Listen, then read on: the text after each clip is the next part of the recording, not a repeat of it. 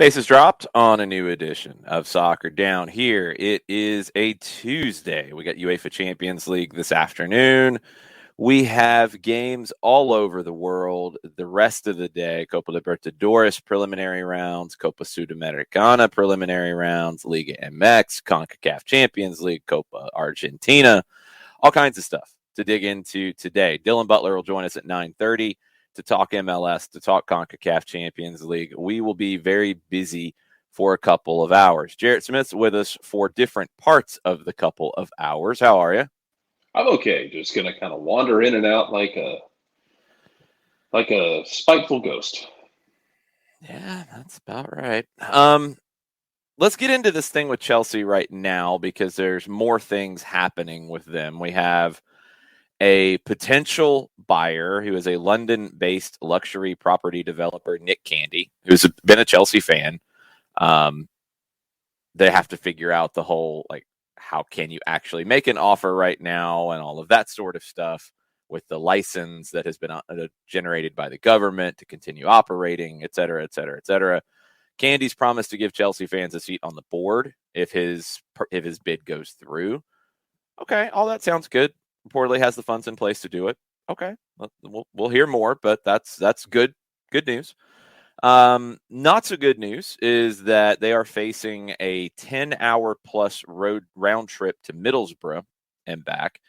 FA Cup quarterfinal. They didn't book the flights before the sanctions were announced of Roman Abramovich. So the £20,000 cap imposed by the government on travel expenses is accurate, and it wouldn't cover the cost of a plane.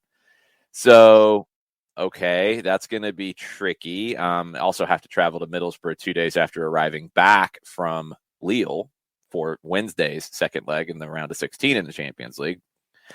Then you can have a little sympathy for Chelsea there, but they lose a lot of the potential sympathy with a request they made today, which I'm very disappointed to see this request being made by the club. They're asking for the FA Cup match against Middlesbrough to be played behind closed doors. They can't sell tickets to their fans because they can't do that. They can't operate business as normal. So they can't sell tickets. There can't be away fans for this. So they're asking, since they can't have away fans, they're asking for there to be no fans. Doesn't make a lot of sense. They're using the 4 Matters of Sporting Integrity card. No, and that's not going to work. Look, Jarrett, I want to touch on this with you because you're going to leave us in about 20 minutes. This is an awkward situation for everybody involved. There's people involved with Chelsea who had nothing to do with Roman Abramovich and any of that. So I do have sympathy for things that are happening to people who didn't have any say in it. But when you're making requests like this, you really run the risk of losing sympathy for your situation. And again, there's people at Chelsea who did not make this request, but the club's not going to gain support by asking Middlesbrough fans to not be able to attend because they can't have their away fans. It's kind of ridiculous. I don't think it's going to go over very well. No, you can blend your sympathy here because I have sympathy for the players, and because the players are they're between a rock and a hard place here. They didn't sign up to be part of all this. They thought they were signing up to play for a giant club that was going to compete for trophies and just do it quietly on this front. You're always going to make news when you're a bigger club because you can trip over a curb and make news, but. Players didn't sign up for this side of it. Yeah, I mean, I don't feel much sympathy for for Roman Abramovich or the people having to pull that trigger. Because, this whole thing's it feels awkward, It feels like kind of cringe. I don't know. Requesting that the home team can't have fans because you can't sell your allotment of away tickets is a little cringy, yes. Yeah, it's oh man, we should just not do no. You can't set the house fire and then get mad, that something got charred.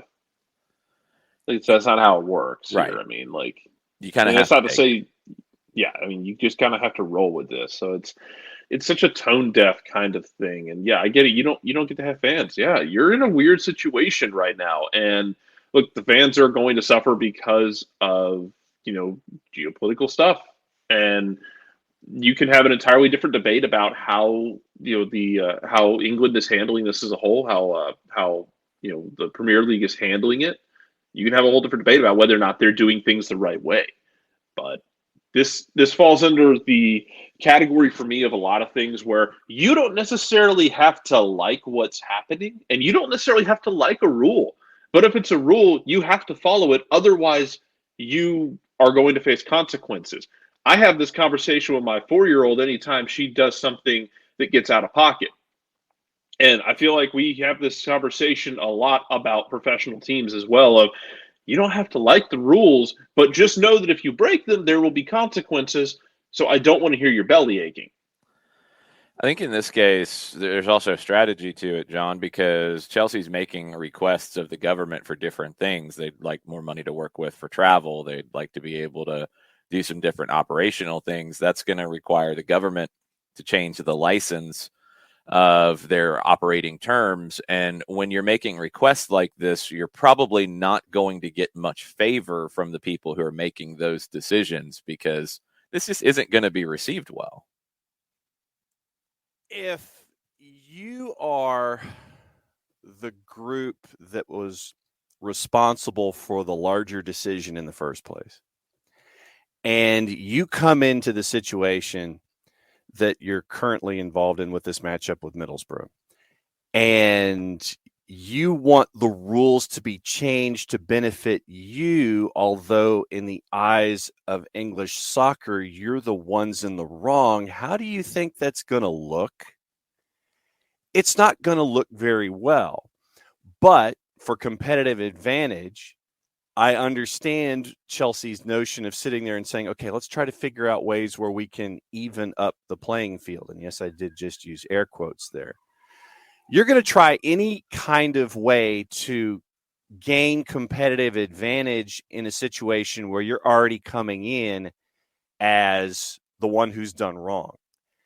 And this is not going to go over well. It doesn't look well. I don't think it's going to go over well in the eyes of public opinion. If you're a fan of any other team than Chelsea, it's not going to go over well. If you're a fan of Middlesbrough, it's definitely not going to go over well. And you're going to have all of this public opinion sit there and shift against you for doing something like this for competitive integrity. It's not competitive integrity that you're doing this. And it comes across to me as very, very short-sighted that you want to pull something like this to try to pull. And I'm going to call it a stunt, because I think that's what it is. It's a stunt to try to sit there and figure out a way that you can advance. If I can't have it, then you can't either. No, you were the one that did it. You were the one who were in the wrong here. I don't think it's a stunt. I think a stunt would mean that it's not really that serious of a request. Otherwise, I don't know why you do it. Like, I don't think you're not gaining anything in terms of the stunt aspect of it here. I think they really, for some reason, feel like this is a valid request. And it's disappointing that they think that this is a valid request, because if we can't sell anything, you can't either. That's not Middlesbrough's problem. No, it's not. Middlesbrough deserves to make the money off of this game. They advanced to the stage of the tournament. They are not in this situation, so it's all you can do. Nick's asked, wouldn't a lot of the single game tickets have already been sold? It's different in other countries. First off, Jason, the Chelsea tickets, I'm assuming, were not up for sale, just judging from the request here. Otherwise, I don't know why you'd make it if they'd already sold some. So, maybe they hadn't. Maybe those do go a little bit later, closer to the day of the game. It's whatever. It's not going to happen. There's just no way. If the FA was to allow this, they're going to get so much pushback and so much blowback. It's just not going to go over well. It's a bad move. It's a bad strategic move, because they're going to need, as a club, and the people who are running it, who are, a lot of them are talking about being stewards of the club, and it is bigger than them, and it is much bigger than Roman Abramovich, because There are people like Candy who want the club to continue and do well and and want it to thrive.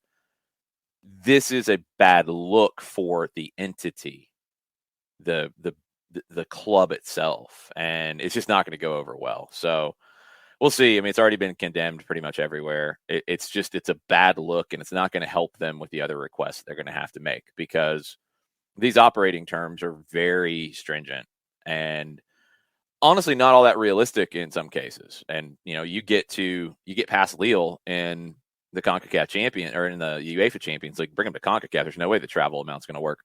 But you have them in the UEFA Champions League and they have to go further than France. They're going to have to make a special appeal for more money to be able to be spent. And right now, anybody who's going to want to hear appeals is going to be like, look, you're making ridiculous appeals. We don't want to hear you. Bye. So it's a bad look, and it's going to hurt them in the long run. There's nothing to gain here, and they've hurt themselves. That's the difficult part about it.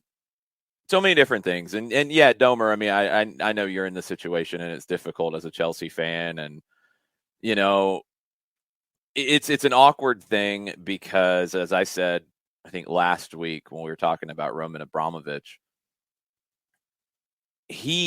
I do believe, did try to do right by the club in general. That's separate from how he became an oligarch, how he became a billionaire. It's separate from who he's friends with and who he associates with. But did he try to do right as an owner of the club? Yeah, I think he did. I do think that when he was trying to get out of it, he was trying to leave the club in a decent position to not just completely fall apart. I don't think he has no feeling for the club. That's hard to reconcile sometimes with all of this. I get it. It's a difficult situation. So, yeah, and Jason Nix, I mean, I don't think you need to tell Domer about how Chelsea fans should be. He's here. He's not there. So that's a little different. But this thing about separating that, and I've seen some groups deal with it better than others. Chanting Roman Abramovich's name, again, is not going to win you much support right now. It doesn't really gain anything here, so fans should probably cease on that one, because the long-term future of the club is at stake. It's at stake. It's got to be handled right. It's got to be done right so these things can continue in the right way. And these actions right now are important. And when you turn the public tide against the club as a whole, not the people who own it, whatever, however that's going to get resolved. When you turn it against the club, the badge itself, when people do it unfairly, I'll criticize it. And I think there have been plenty of people who have been very unfair to the badge, to the people who love the club and loved it before Abramovich and will love it after. But these kinds of actions don't help that case right now. When the club is doing these kinds of things, people have to step back and say, look, we got to secure the long-term future of the club and the feeling for it. These kinds of requests are not going to help it. It's crazy. Champions League today, Ajax hosting Benfica, 2-2 in the first leg. Kind of a wild one. This one is in Amsterdam. Ajax is a big favorite, minus 303. Benfica is a plus 700 on the road, 475 for a 90-minute draw. The more interesting one, I think, for most of the world, sorry, Ajax, sorry, Benfica, Manchester United hosting Atleti. Bruno Fernandes tested positive for COVID. He is apparently out of this one. 1-1 after the first leg. This one's in Manchester. 110 is the Manchester United win odds. 260 is the Atleti. 230 is the draw. Jarrett, we've talked about Diego Simeone and kind of his last stand, and it has come and gone, and we thought his last stand was a couple years ago. He added another La Liga title. I think he's a lot closer to his last stand now. They're not going to win La Liga unless Real Madrid completely collapses. This really feels like it for Diego Simeone, and a Simeone-led team with their backs against the wall is not exactly a pleasant day at the office for Manchester United. Oh, it's really not. You're probably going to take care of things, Manchester United, but Man, it's not going to be enjoyable. Like Diego Simeone is you're going to know you were in a fight. Let's just leave it there. And yeah, this kind of does feel like his, like you said, his last stand. But it's he's not going to go down without a fight. So it's kind of like if it kind of had to end on the Champions League side of things, this is kind of how. I mean, I don't know if it ever felt like it was going to end in glory because it just hasn't been there for a year plus now. But yeah, it's gonna be a very Simeone kind of conclusion, I think here. I don't take from What does that that mean? Because I don't know phrasing. what that means. Well, I mean, it's going to be rough tumble. It's going to be everyone's going to know they were involved in a fight, and it's going to be an interesting watch. We're going to see who comes out of it, bruised and battered a bit. Honestly, I mean, that's kind of what I'm expecting. Is also I think they're going to fight to the last man. I mean, they're even if for all the issues and whether or not he has full support. I think he'll get. I think they will fight to the last man for him. Yeah, they will and definitely it will. Yeah, so it will definitely not be a pleasant, easy experience for any opponent they have to deal with. It's just not gonna. I don't think it's gonna end with tears of joy for them. Bruno Fernandes will be available. He has recovered from COVID-19, tested negative on Sunday, so he trained yesterday. So as things stood yesterday, Ralph Rangnick said that they had everybody available. A little bit of a question about Luke Shaw. He's been training, but not 100%. It's a quick turn for Manchester United, 72 hours. After facing Spurs on Saturday, you had the hat trick from Ronaldo. You go back to the first leg in this, 3 shots on goal, 2 goals in the game in Madrid. Manchester United had 63% of the ball. Atleti had 37, but they outshot Manchester United 13-7. But Manchester United had 2 shots on goal. Atleti had 1 that they put in the back of the net. Probably going to be a pretty tight one here, John. I wouldn't expect a high-scoring one in this match.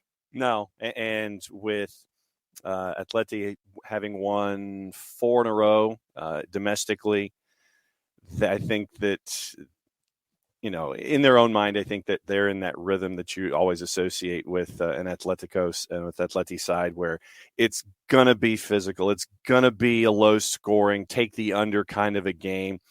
And, good news, obviously, for Manchester United that Bruno Fernandes will be available. But I don't know. My gut tells me in this one, much like Jarrett was saying, that these players who have been a part of everything that Diego Simeone has put forth over all of this time, they're going to want to go out as best they can. And this, for me, is going to be one of those moments where if Manchester United comes out with a result, they will have earned it in the sense of all the fouling, all the physical nature, all the defense, all of the things that we've associated with Simeone, that they will have survived this one. And it probably will be that 1-0 kind of a match that we're looking at, that we've always associated with Simeone in these situations. I'm not associating fouling with Diego Simeone's teams. I don't want people to think that he's having his team play in that way. Defensive, yes. Sitting behind the ball, absolutely. And securing that side of it before going forward. The interesting thing for me about this that jumps out looking at Manchester United's last 8 games or so, they beat Brighton 2-0. They went to Leeds and won 4-2. They beat Tottenham 3-2. They lost to Manchester City 4-1, thoroughly outclassed in that one. It wasn't even much of a competitive game. They've drawn 4. They drew at home to Watford. They had the draw with Atleti. They drew at home to Southampton. They drew on the road at Burnley. They're a tough team to get a sense of how they'll do in this moment because their best win out of their last 8 is the most recent one against Tottenham. They haven't looked great in these games, but this Ralph Rangnick experiment is kind of in the middle of something. It's like they're not a full pressing team. They have elements of Rangnick, but it's not a Rangnick team. They have talented players. Obviously, Cristiano Ronaldo can ruin your day in the Champions League. He's done it many, many times over the years. You have those talented individual players who can break through, but it really feels like this team is a very emotional one. And when things are good, they're fine. But where it gets difficult, and this is where I think Simeone's teams thrive, is they make it difficult for you. I question the mental toughness of this Manchester United team. When you just hear all these comments about, oh, we don't like the manager, oh, we don't like the assistant manager, he's like Ted Lasso. When you hear all this, and it's not the first manager that's had to deal with this either. You heard stuff about Ole, you heard stuff about Jose, you heard stuff about Van Gaal. It's just the nature of what this club has turned into. When times get hard, can they handle it? I don't know if they can handle the pressure. Ronaldo can. He's been there and he's done that. The rest of the group has to show it. And Bruno Fernandes is part of that. He's got to show it too in these big moments. So this really feels like one that if Atleti makes it difficult, is combative, makes the game choppy, gets in Manchester United's face, does Manchester United back down? That's the part that I'm waiting to see. Do they handle the mental stress from this game well? I'm not convinced they do. I'm just not convinced that they do. I think it'll go to extra time. I do think this one's going to get a little bit of extra time in the pitch on this one and could go to penalties. I could see 1-1 all the way and it gets decided by penalties. I really could. If Manchester United's to win it, I mean, I guess we're looking at Ronaldo. It's probably got to be. If we're looking at Atleti, one player who has started to come good a little bit, who maybe gets forgotten about after all of the initial hype, is Joao Felix. Started to get things going for Atleti. And when you've got that player, and you've got Griezmann as well, who can kind of cut through the defensiveness and making life difficult for the opposition, when you've got those players who can jump up and have a moment of magic in this game, it's probably what it gets decided by, because I think there's a lot of canceling each other out. It'll be an interesting one. It won't be a pretty one. It won't be a compelling one in the sense that, oh, it's a beautiful game, this is a wild back and forth. I think it will be compelling in the sense that it will have all the drama and all the physicality and incidents and all of those things. So that is today, and that is checking our time situations. It is a 4:00 kick, so keep that in mind, because of daylight savings time. And there's always this week or so that is a weird situation where game times get moved from Europe and our neck of the woods. So 4:00 is when the kick is for that, not your normal 3:00. All the pregame coverage will start on CBS Sports HQ with our good friend Poppy Miller and crew. And then you can watch all the pregame coverage, I think, an hour before, so at 3. So those are at 4. Jarrett, you're going to join us in hour number 2? Is that correct? That is my game plan. That is your game plan. Oh, great. You never know. That's how it goes, man. Yeah. You're welcome. No. I know you're excited. It's okay. I'm not. One day we'll actually have a normal schedule with you. Not today, though. No, you won't. One day it'll happen. Thanks, Jarrett. All right, see you.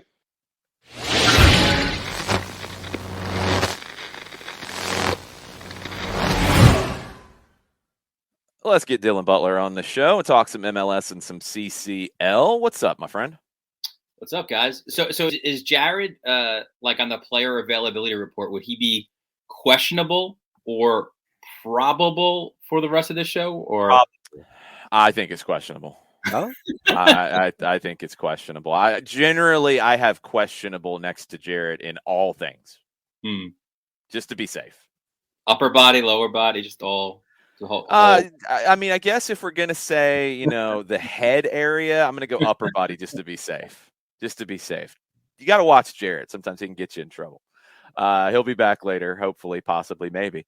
We're gonna talk some MLS, some CCL. You had a question you wanted to bring to the floor to start things off.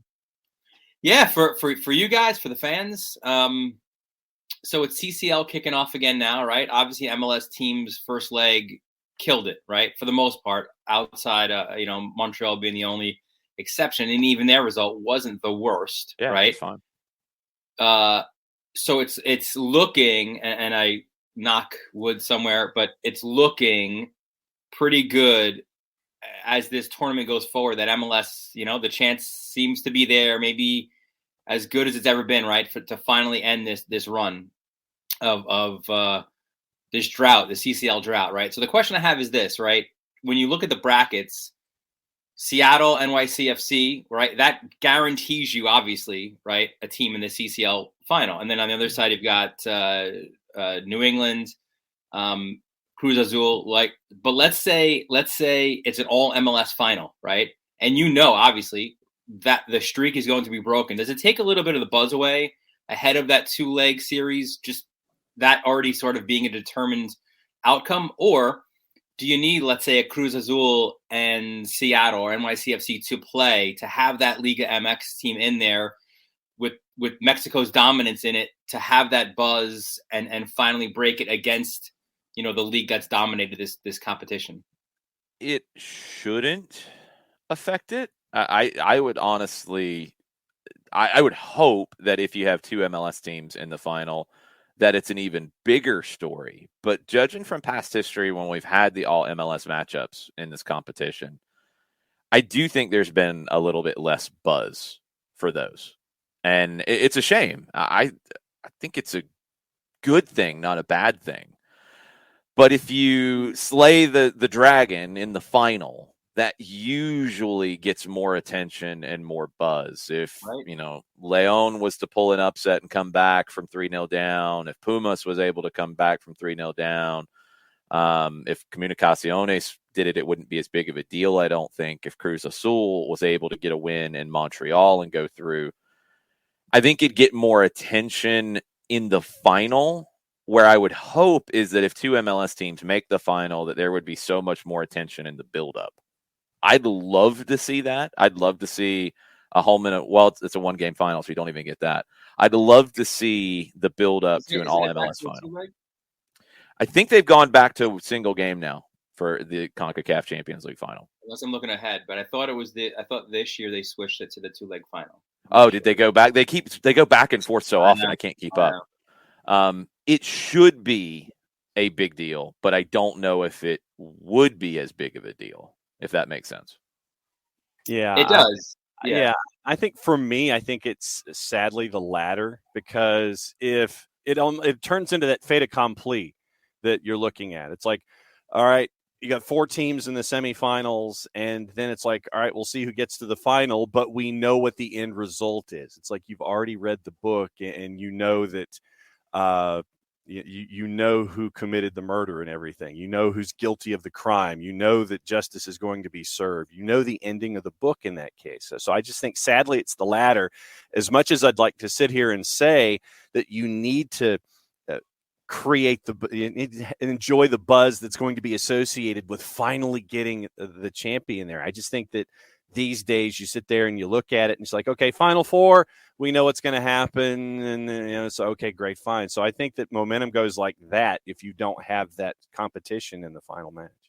Yeah, I think if you have if it's Cruz Azul and Seattle, Cruz Azul, NYCFC, I think there's such a bigger buzz, because also I don't think Mexico is going to care, right? Once they're out, and we've seen it here as well, right? Like, if it's an all Mexican final, there's really not a lot of buzz here, right? Because it's more of this usual, right? So I feel like you need that balance or that natural rivalry between the leagues to be there to make it more of a continental big deal, right? Like I think of all the MLS Liga MX finals, and they've been incredible, right? And you're on the edge of your seat, and whether it was Toronto or Montreal or Real Salt Lake back in the day, LAFC. So I agree with John. I think you need it. I think if it's New England, Seattle, I think we're interested certainly, but we already know, but as John said, you know the outcome, right? So while you celebrate the outcome and breaking the streak, it's almost like a Star Wars, right? Like you need to go against Darth Vader, right? Like you need to take on the evil empire. Yeah, I think it's a shame that that's the case. But yeah, I mean, I think that's how it goes. Like maybe at least for the first one, right? Maybe once you get past the first one, then yeah, it's all good. Yeah, I would hope that it would get bigger attention, but I kind of think that it wouldn't. I don't know if the comparison with an all Liga MX final in the US it'll be bigger than that because it'll be MLS teams and you should get the local markets activated. But I think this is one of the things that we're going to see across MLS grow before we start getting into the results from the weekend and looking ahead to these CCL games. In Open Cup and CONCACAF Champions League, when you get these external competitions, that's where it's really on the local teams and local media, I think, to explain it. Because if you're a casual fan and you've come to the MLS team, and we have this happen all the time in Atlanta with fans of other sports, they come out, they experience the environment, they love it.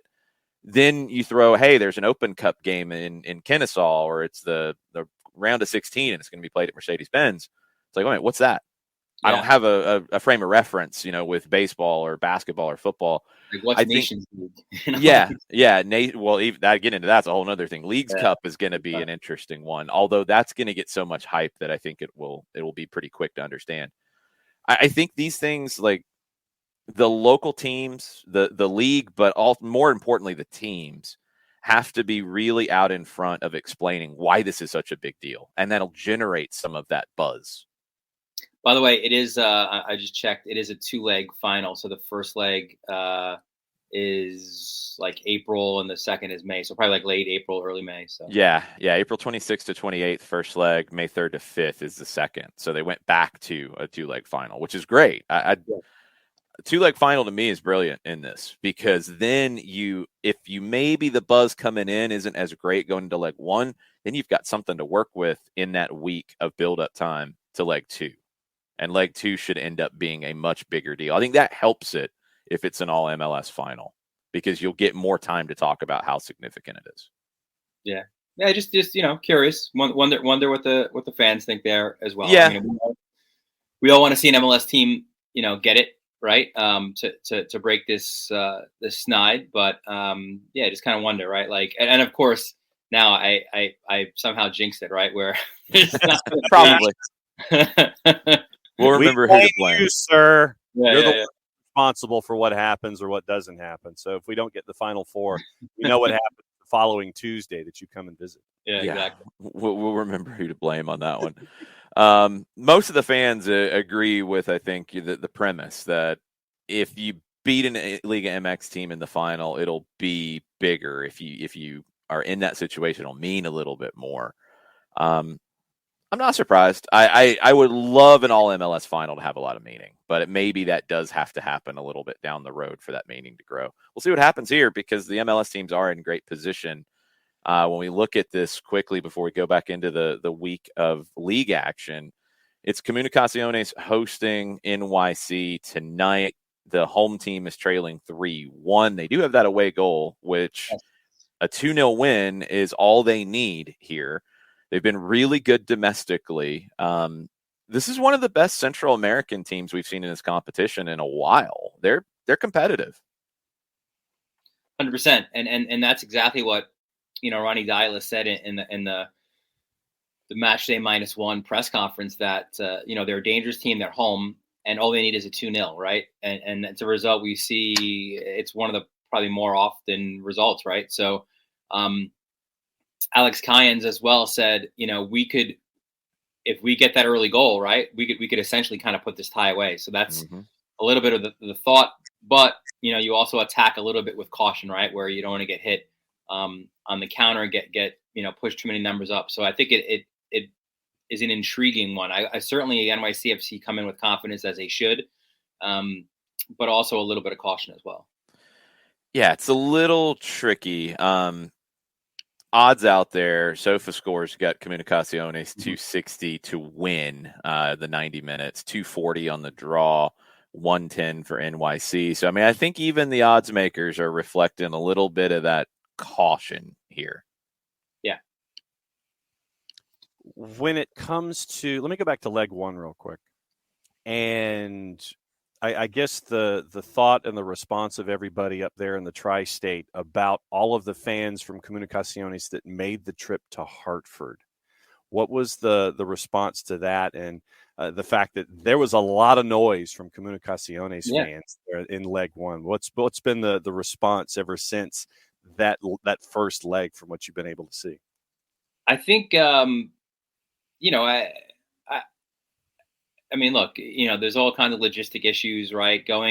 If your base is primarily in the New York, New Jersey, maybe lower Connecticut area, right? That's a lot to ask to going up to Hartford midweek, right? For a game. Also, obviously, with the weather conditions not being great either. So that said, I think it created an atmosphere, which is great, and I think it even helps NYCFC in that sense, right? Because it's loud, it's boisterous, and it's not your loud, it's their loud. Yeah, that's fine though. That's fine. I think it gets them more into the game, right? I think if it's closed doors, and we've heard so many MLS players talk about it, right? With MLS coming back and all the COVID restrictions right away, how much that affected their play, right? Even if it's on the road, I think you use that, and they'll use it tonight. NYCFC, I think, to be extra sort of tuned in, right? So I think it also is a benefit, even if it is at home. And I think they'll be facing something. All these teams will be facing something similar when they go, obviously, on the road. But when you play, Liga MX teams, obviously the Mexican fan base is as it is, that so many times, especially in this area here, a home game, or in LA, right? A home game kind of turns into a road game. We see it with the national team so often. Yeah, I said it last week. I do think it's something that, will take time, but it has to be an effort of the clubs, the national team as well. I mean, we all talked about it last time around with the games where they were, and how if that's to protect visiting fans from being there, then how about we try to motivate the home fans to be there more? Sure. Like instead of being negative, just like I think in general, although I'm sure there's people who love the negative defensive style of soccer, in general, we want a team to be proactive to win the game rather than try to take away what the opposition does. Let's do that from drawing fans. And NYC's in a unique situation. We all know that. Hopefully, they can get to where they're drawing. And we heard, I mean, you saw it. Glenn Crooks had an interview, or at least a tweet about fans coming from the Chicago area, if I remember right, to support Comunicaciones and driving 12 hours. And I hope we get to our fans for the national team or for our local clubs doing that here and more in larger numbers. One day we'll get there. Yeah. But as you said too, in the opening, Jason, I think a lot of that becomes the job of the local media and the teams to activate their fan base to understand the importance of why I need to travel 10 hours, right? Like to go to a midweek game. And again, I do think the uniqueness of NYCFC's situation, I think, again, if they have their own home stadium, I think it's a moot point. Absolutely. And that hopefully will change soon. Games on Wednesday. Revs are 3-0 up going to Pumas, although they're coming in after a difficult capitulation to RSL 3-2. Montreal, I think they're in good position here. It's the same spot they were in the round of 16. They're 1-0 down, but they get the second leg at the Big O with Cruz Azul coming in. You worried about the Revs at all going to Pumas? Not particularly. Not either. Especially having not conceded, right? So I think that's a huge advantage for them. I think if anything, they might be more pissed right now after that. Yeah. After the loss to Salt Lake. Certainly Carlos Gil is. So no in Mexico City. I think that'll further, like, they were the big question mark, right? Obviously kind of coming in because of their first series being, canceled or forfeited, right? So we didn't know how the Revs would look, how they would approach it.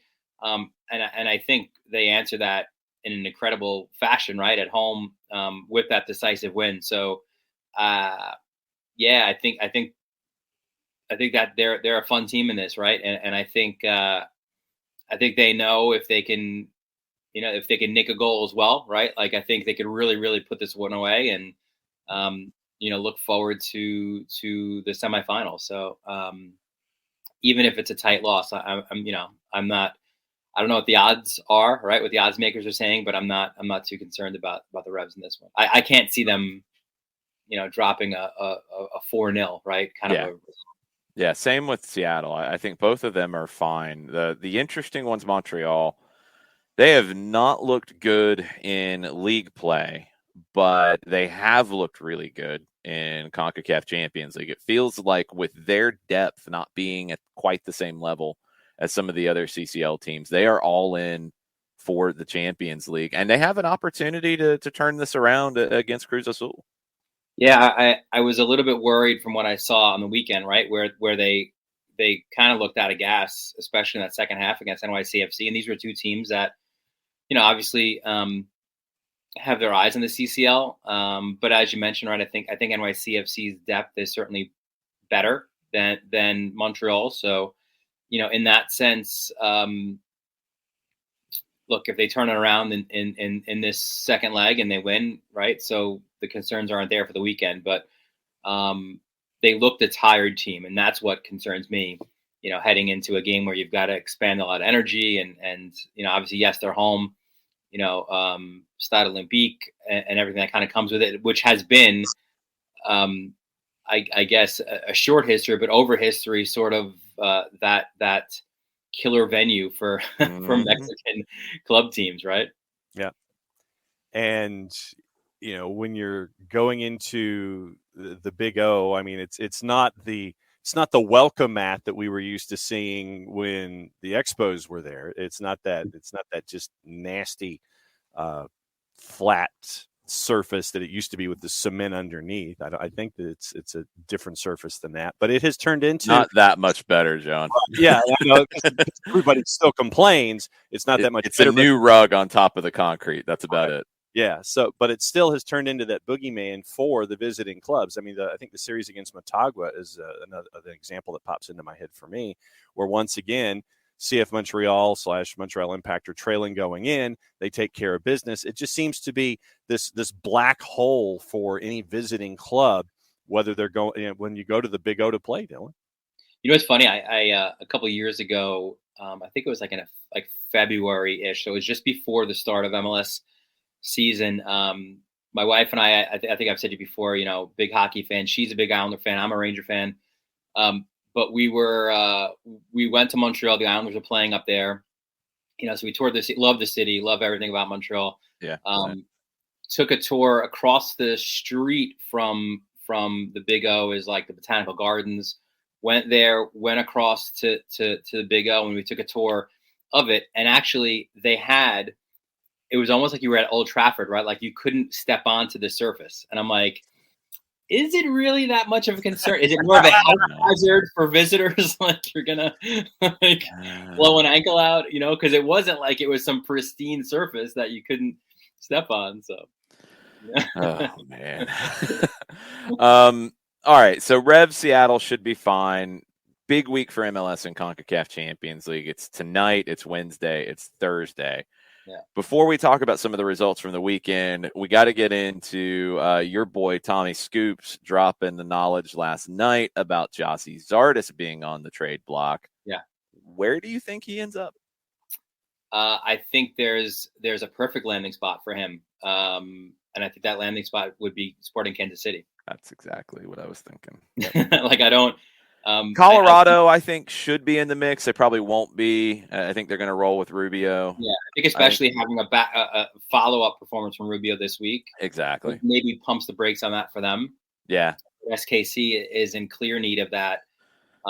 Yeah. It'll be interesting to see how they work out the whole, DP situation there as well with him. But I can't think of another team. I mean, look, anyone needs a quality striker, right? But they're the team that's most in need of a quality striker.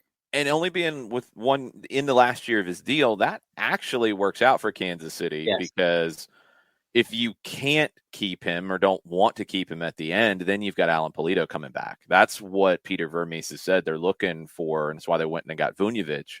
somebody that doesn't necessarily block Alan Polito's return to that spot. Yeah, right. So he'd be that, and we really haven't seen a lot of this in MLS, right? You see it in probably more baseball and hockey, right? But like that rental kind of a guy, right? Yeah, and I think that's what Joshie could be for them. And he needs to play, right? And obviously he'll get a chance to play in a World Cup year. So I think it's one of those in MLS. If they could just work out all the details around it, I think it's one of those that makes sense for everybody. Yeah. Going into what happened last week, more surprising, the capitulation of the Revs against RSL or Cincinnati getting the Duke against Orlando.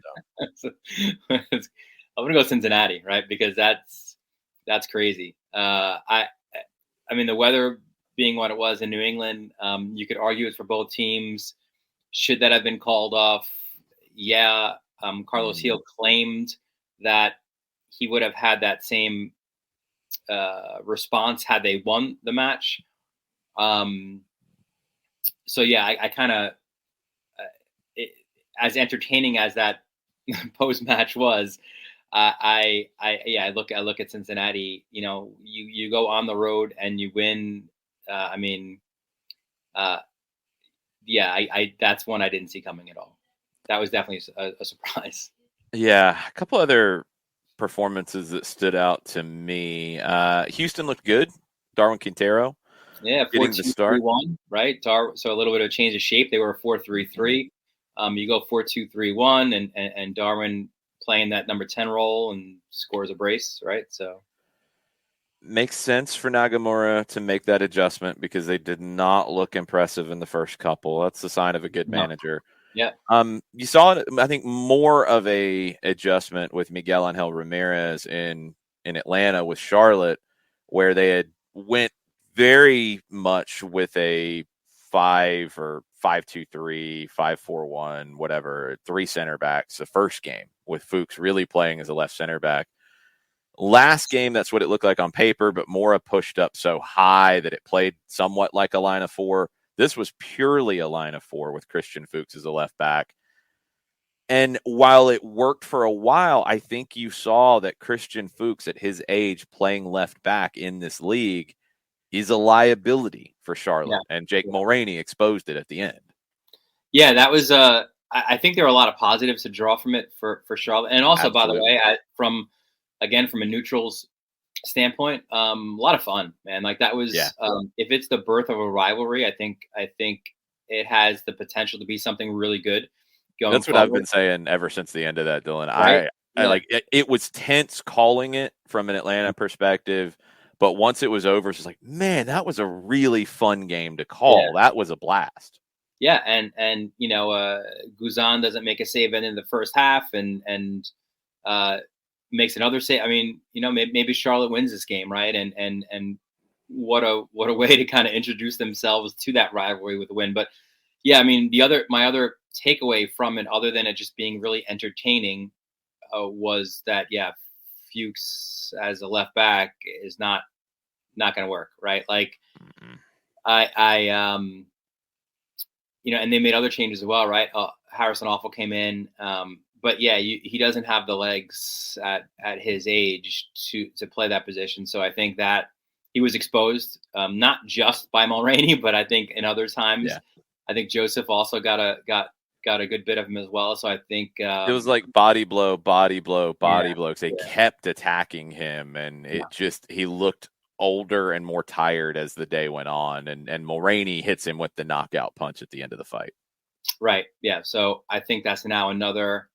If you didn't have that question mark before for Charlotte, I think you now have that question mark, right? So it's another thing to address for them, other than just, you know, finding those attacking pieces. So, and at the same time, though, you got to give Miguel Angel Ramirez a lot of credit for doing what he's doing with a roster that wasn't completely built coming into the season. So I give him a boatload of credit for working with what he's got in front of him to figure out how to get results. And Kalina in net for me, he's going to be able to be in a position to steal points for Charlotte at times this year. Yeah, and I think I'm not even gonna. Jason, you're able to pronounce the name certainly better than I. But Carroll, right up front. Yeah. I thought he was good, right? Like he's going to be good. He had a few good opportunities there as well. So he's growing on me. I think on both ends, you look pretty good, right? But even my other memory of this game too was a little bit of the back and forth, right? With Ozzy like going like this, like chirping. I loved it. I loved it. That was so awesome. Yeah, Alan Franco from Charlotte trying to get in Osvaldo Alonso's face was a little entertaining. He did not know what he was in for with that one. 2 performances in the league. One that I felt like was coming in Dallas. They looked really good in their win against Nashville. And one that I felt like should be coming, and it's been great defensively. They got a couple goals this time around in Chicago. 2 wins that I don't think were expected really all that widely, and 2 teams that you do have to pay a little bit of attention to here. 100%, right? And I think with Chicago, certainly they're a team that has not conceded, right? And we said it last week. If that's sort of where you begin to build or rebuild your team, that's a great starting point, because if you don't concede, the worst you're going to do is get a draw, right? So it's almost like the old, we said it before, like the original Nashville sort of mentality, right?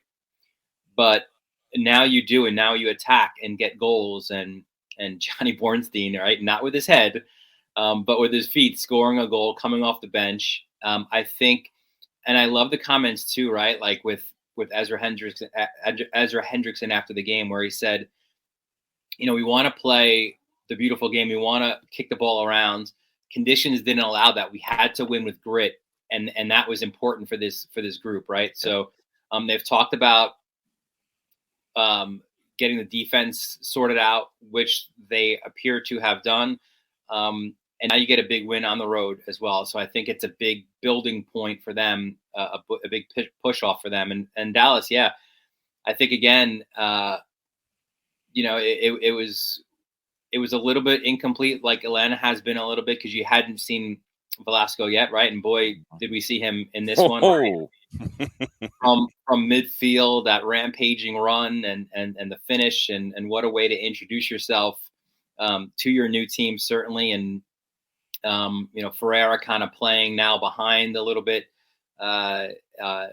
in almost like a playmaker role. So yeah, I think big results for both. I think maybe a bigger result for Chicago because of the hole that they've been in a little bit. And I mean, both obviously new managers, but I think that was big. And I kind of, other side of it, I'm wondering if Nashville is a little bit like, wow, the West is a little bit tougher than maybe it was in the East, right? Because results aren't, or maybe teams are just kind of, figuring them out a little bit more this year. But it's been tougher sledding for them in their new conference, certainly, than it was last year.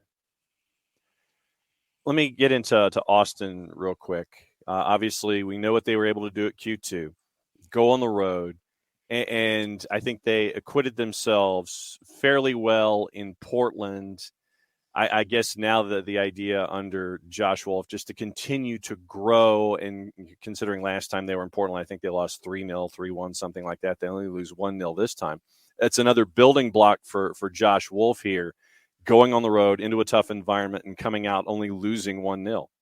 Yeah, not the worst result, right? And I think it kind of validates. And again, we were wondering, right, because of the opponent, what did those 2 wins at home mean, right? And I think when you only lose 1-0 on the road at Portland, it means probably that you're building something here, right? So they're a team, I think, as well, when you look ahead at week 4, now eyes are on them again, right, to kind of see what they can do going forward there as well. So I think a positive result for them on the opposite side, and maybe the Spoon leader, and certainly plenty of drama down in Miami. Now all of a sudden Higuain is that didn't take long, right? 3 weeks into the season, where now Neville was calling out Higuain, and it was funny because he referenced him in the preseason as a guy who was working so hard, and he was so impressed with him and his leadership and yada yada yada. And then 3 weeks in, and now he's throwing him under the bus. So yeah, it was a weird one because I mean I think there was a little bit of a narrative last year about Higuain, and the numbers didn't back up the narrative. You look at what he produced. He had a double-digit goal, double-digit assist season on a bad team. He did well, and he was one who was working hard out of last year's group. I think he's working hard. I don't think it's a work thing. Position, though. It's I don't know if it's 100% fair to exactly because he's never been in the playmaking role in his career. Yeah, and he did well in week 1, creating 7 chances. He's got to have – I think it's hard to criticize him directly when you look at who he has around him. It was the same thing we talked about with Shaqiri going to Chicago. It's like, okay, you're adding a great player. In this case, you have a great player. Who do they have to play with? And in Miami's case, it's not much.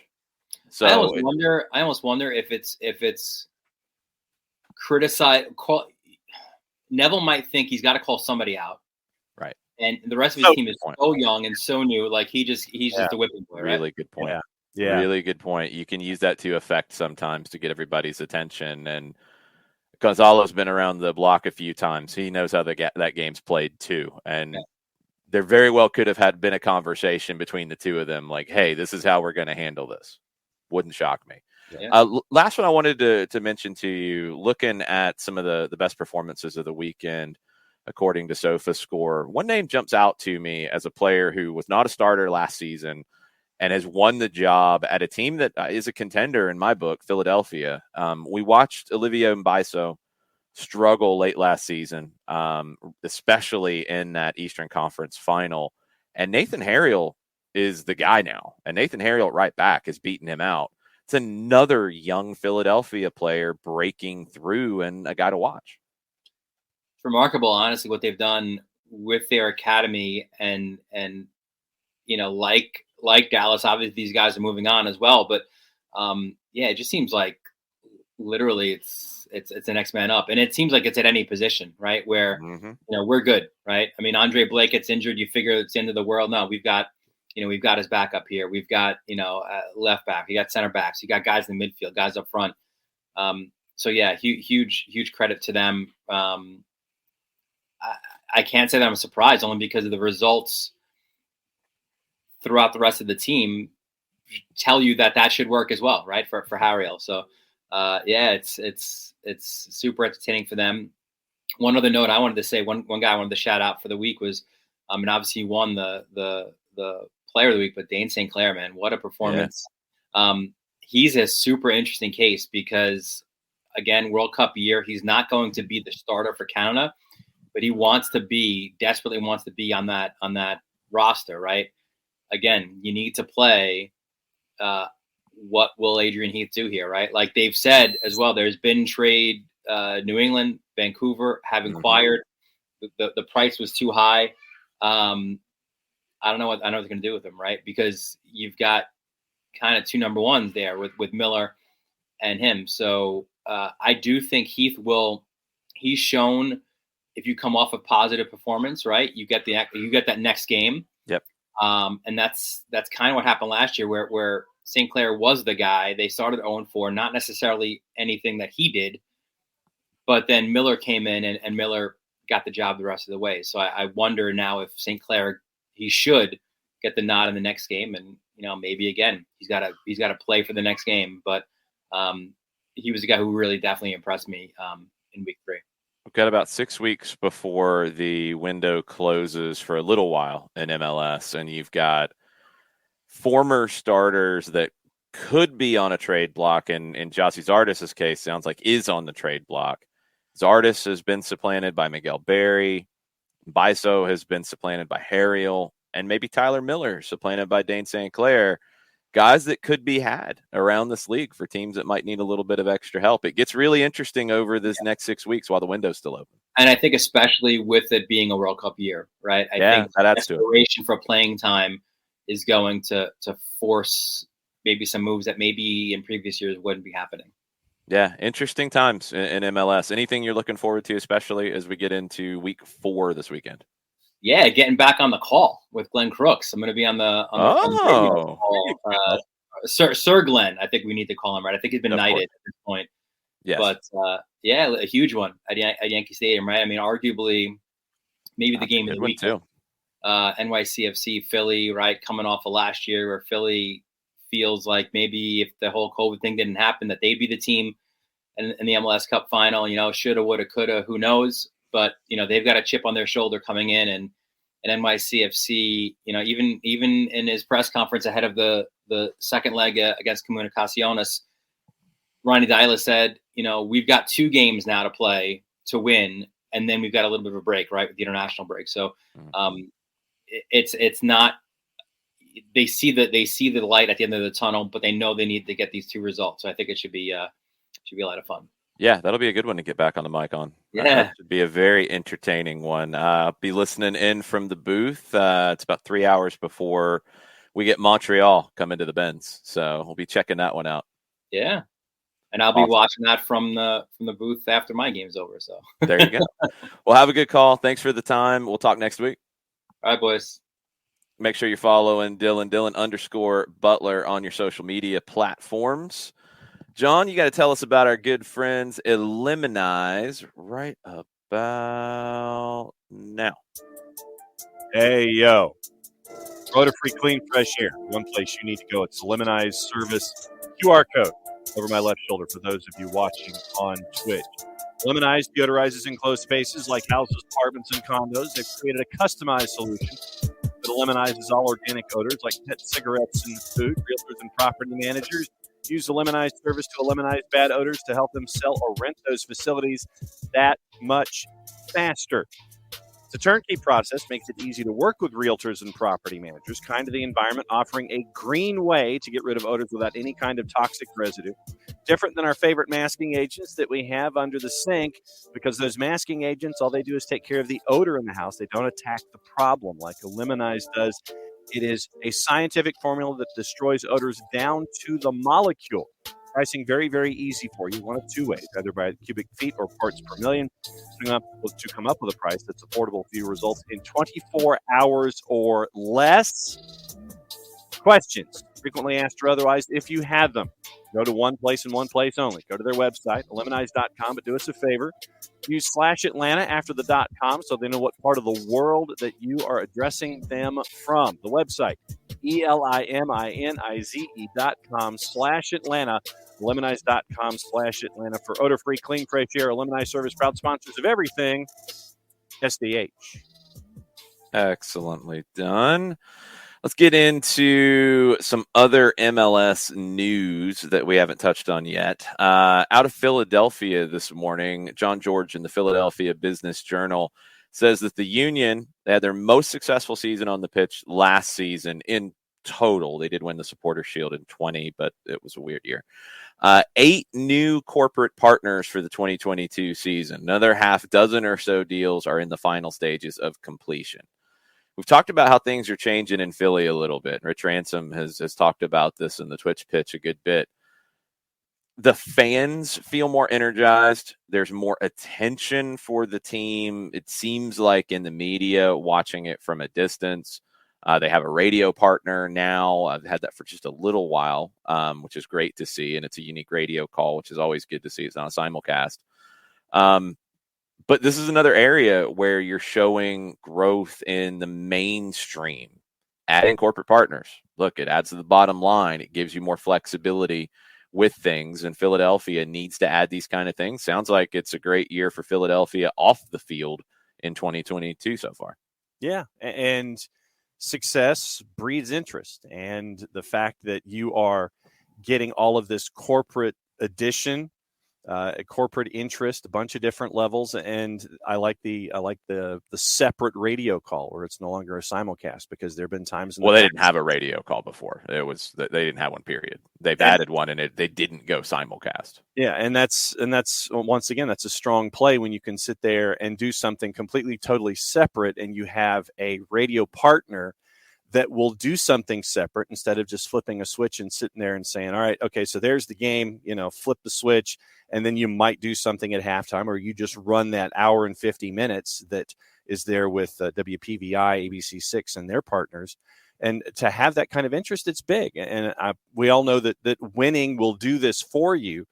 But what I'm hoping is that you're seeing the consistency that Philadelphia is presenting as a product out there for Major League Soccer, and that the investment continues, not just because you had that spike and we're chasing after an MLS Cup, but because of what you're seeing from them in the Eastern Conference. I'm hoping that first stage is there and it just continues along. Always the negative look from John Nelson. Always there. Hoping it continues. Guardedly optimistic about that. Got to change that. The American soccer's got to change that mentality. There's no reason why the Philadelphia Union can't keep corporate business partners. Are you going to get the same money that the Eagles get? No, I'm not asking you to. But you get 8 new partners. Yeah, you should keep them. Mm-hmm. And it's not purely going to be based on winning and losing. It's going to be on all the metrics. So winning's going to help those metrics be higher. But there's for me, the reason I push back on that, I want to be clear in this.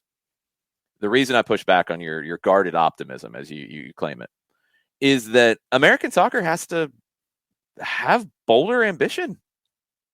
It can't be guarded anymore. This isn't 1997 where you're wondering if the Pro League is going to work. The Philadelphia Union aren't going anywhere. They shouldn't be guarded. They should be, we've got 8 new partners. That's great. Another 6 or so are close. Cool. We should have, 40 the next season. We should have 50. We should keep growing. We should have more money coming in. It shouldn't be guarded anymore. And I want American soccer to outgrow the guarded optimism stage and go to the growth stage. And that's what I would like from the corporate element in this, to sit there and understand that Major League Soccer and soccer in general is a growth market, and for businesses teams got to convince them. Right. It's, you say that you hope that the corporate side gets on board. The teams have to convince the corporate side. It's not to me that like, okay, we're going to sit back and hope that they get that it's a bigger deal. I hope that's great, but I got to go and state my case. I got to go, if I'm one of these clubs, if I'm in sales for one of these places, I got to go and sit down with these people and say, hey, you should be on this. Yeah, it's like, I'm not waiting for you to realize it. I'm telling you, you should be on this because look at these metrics, look at these demographics, look at what we can give you. It's got to be more proactive. And it's great to see the union getting this, because this has been an issue for them in general, is just being part of the fabric of Philadelphia sports. Don't sit back and wait. It's a new day. It's a new time. You got a exciting team that people are getting behind. You're winning things. Capitalize on it, but then keep these people in the fold. You can't just hope that the results are good to keep people. See where it goes. Yeah, Storm Chaser Kevin with a question in the Twitch pitch. Any experience with you pitching soccer to corporate folks when you were with the Silverbacks? I didn't do that for the Silverbacks, so no, that wasn't my role. I did that from a very different perspective with soccer in the streets in terms of donations and grants and looking for partnerships. And the biggest thing, I mean, that's coming from a charitable aspect, but we didn't treat requests from corporate partners like a gift. We didn't treat it like a donation. We treated it like a sponsorship. There's obviously, and you didn't have to really work too hard to express it, the goodwill side of making the gift or creating the partnership on the corporate side, because they're going to use that to their advantage, as they should. And that's the selling point for a charity as opposed to a sports team. But yeah, it was very important that when we would talk to potential sponsors of events or corporate partners, it was, this is what we can help you do. We can get you in front of a young base of people who support our organization, just like a team can say, get you in front of a young audience that buys tickets to our games and watches our games and listens to our games.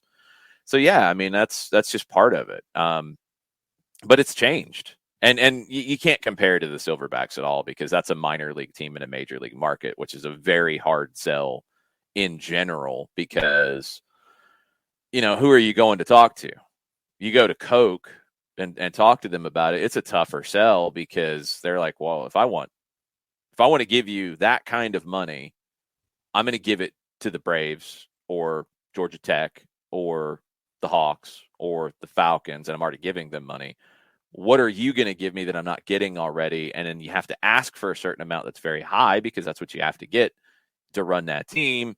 But it's hard in a big market to get that because you're not the big boy in town. So it's really difficult from that perspective. The Union are the big boys in town on the soccer side. They are not the big boys in town in general, but there is a place for them. And I think in Atlanta, we see something very different. In Charlotte, you're seeing something very different. The newer markets, you're seeing something very different, where the MLS teams come in and they're not subservient to NFL, MLB, NBA, NHL. They're coming in and being treated the same. Whereas in the existing markets, and Philadelphia is not an early MLS team, but the sports market is a very old, established one. So it kind of overlaps with them. And they've been in the league long enough to where people remember the leaner times. But the Revs, the Red Bulls, even though they've changed and they've rebranded, Chicago, because they were there very early. Some of those markets have a problem because they couldn't come in and say they were at the same level as the existing teams in town.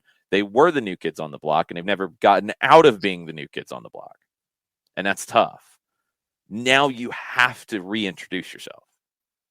And I think that's what Philadelphia has been able to do. The results on the field have helped. The buzz has helped. And they're taking advantage of it. And they're bringing new partners on. That stuff, look, it's not the sexy conversation on a soccer show about 8 new corporate partners, but it's a big deal. And it allows you to do more things as you grow. Maybe it's more investment in the academy, which can make the team better, as we're seeing with somebody like Nathan Harriel and all the others. Maybe it's being able to spend more on a designated player. Maybe it's improving the amenities at the stadium. There's all kinds of different aspects that helps a team grow. It's more revenue at a time where you're still bouncing back from some bad years of revenue because of COVID and because of all the issues. So it's a good thing for Philadelphia to see this happen. Very, very good thing.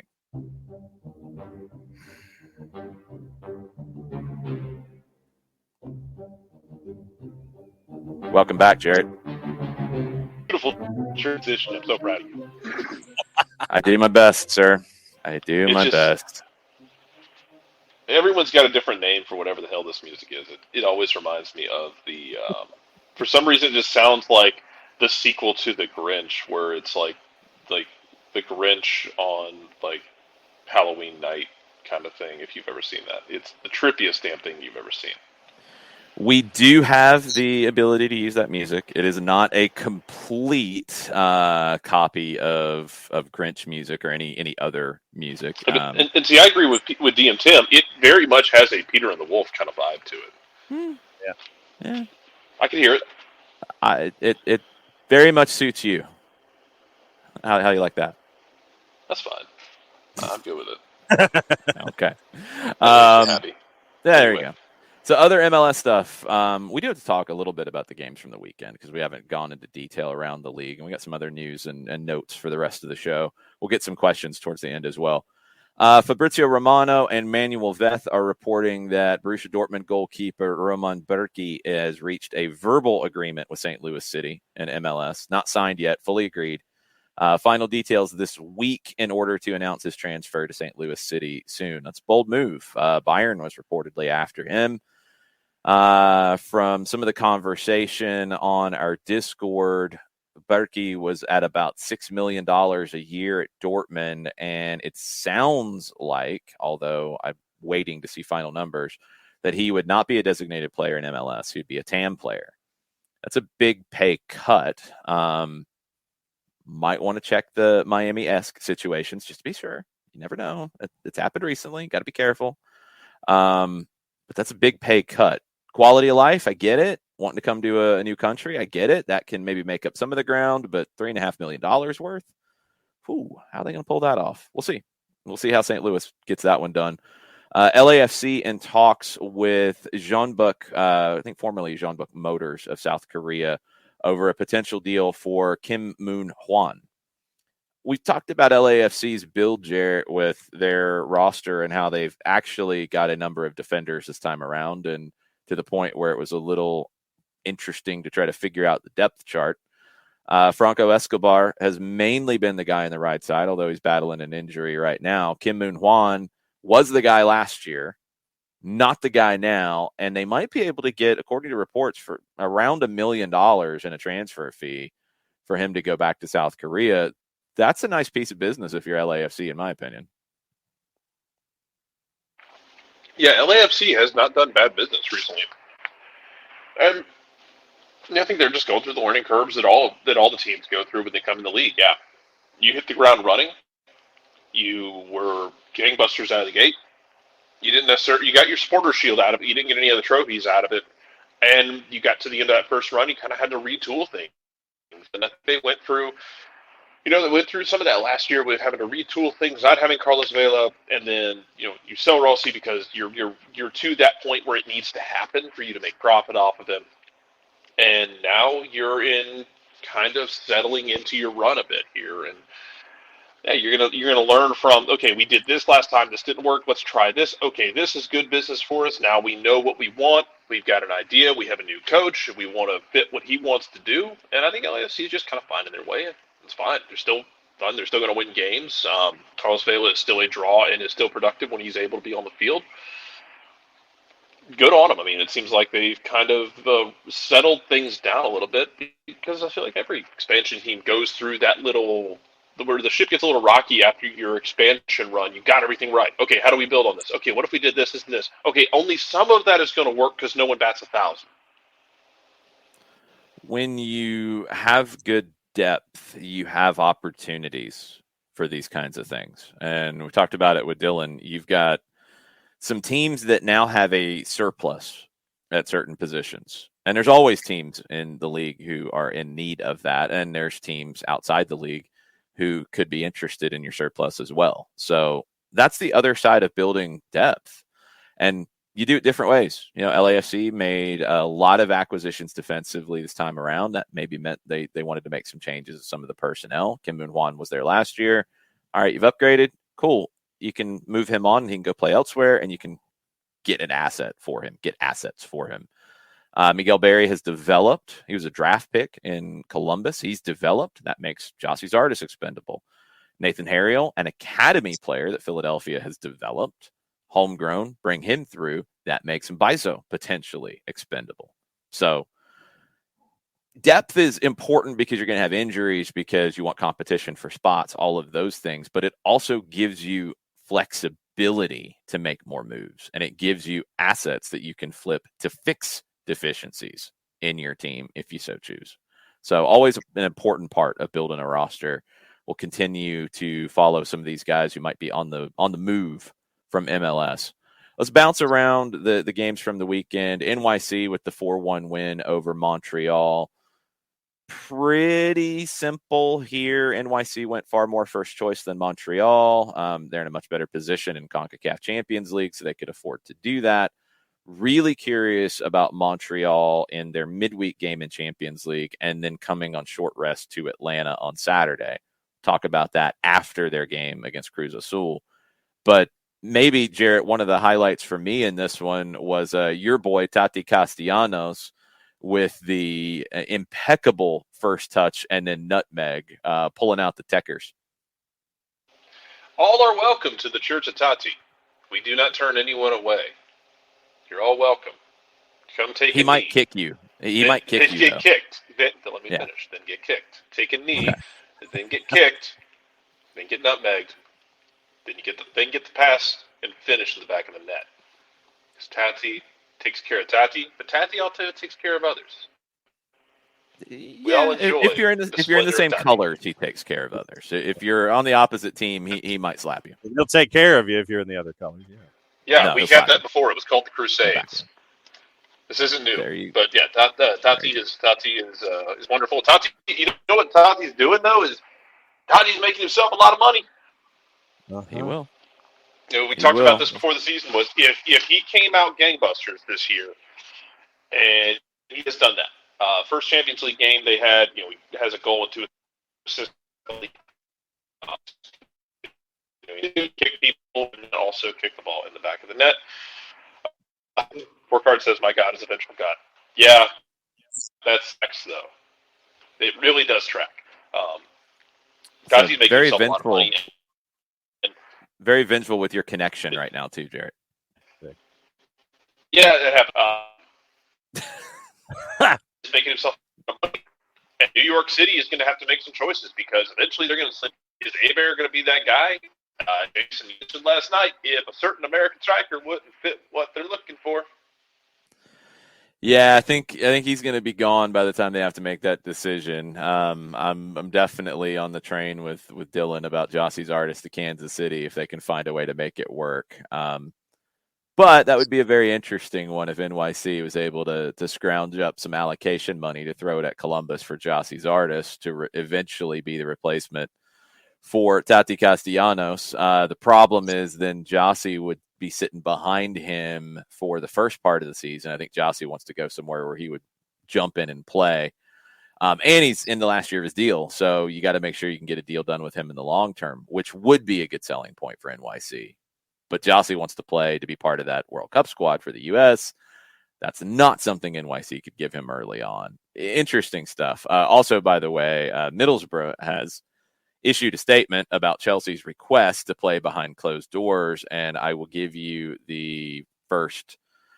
It is a full sentence. It is not a paragraph. We are aware of Chelsea's request to have Saturday's Emirates FA Cup 6th round tie played behind closed doors and find their suggestion both bizarre and without any merit whatsoever. Oh, the statement game. It's so fun. So is that a no or a yes or a Well, I believe Middlesbrough said Chelsea essentially, I'm going to try to read between the lines here, could take their request and throw it in the trash, I think is a fair interpretation of their statement. Yes. So I'm going to go with nah on that. But yes, the back and forth statement game is always one of my favorite things in the world. Yeah. Also including the another issue of the statement. Given the reasons for these sanctions, for Chelsea to seek to invoke sporting integrity as reason for the game being played behind closed doors is ironic in the extreme. Oh, Middlesbrough trying to score those points with the public statement about a dumb request from Chelsea, and this is why you don't make the dumb request. Anyway, Seattle LA Galaxy. Pretty wild one. Full credit to Seattle, who got the 3-2 win. Chicharito put LA Galaxy up early in this one in the 6th minute. Pretty quick response from Jordan Morris. Freddie Montero with a big day. Seattle, I think we've known, is for real. They've got Champions League going on. They've got a few injuries. Okay, I'm not too worried about where their form is early on. LA Galaxy doesn't have Champions League. They don't really have any of the same excuses about guys being available and being at full strength. What is your 3 games in take on the LA Galaxy at this stage, John? Oh, wow. That they're going to drive you crazy. I think that if you're an LA Galaxy fan, it's going to be one of those years where you're going to sit there and have a match where you're going to blow the doors off of everything. You've captained Chicharito on your fantasy team, and you have amazing results. Can we leave the fantasy team out of the real qualitative talk about the team? No offense to the fantasy league, but it doesn't affect what the LA Galaxy are going to do as a team. Let's leave it to the side. But in the sense of, and I mentioned that in the sense of it's going to be offensive gangbusters, and you're going to have Chicharito scoring, and everything's going to look fantastic. And then the next week, you're going to be driven just as equally crazy because of the frustration that you could see at the back.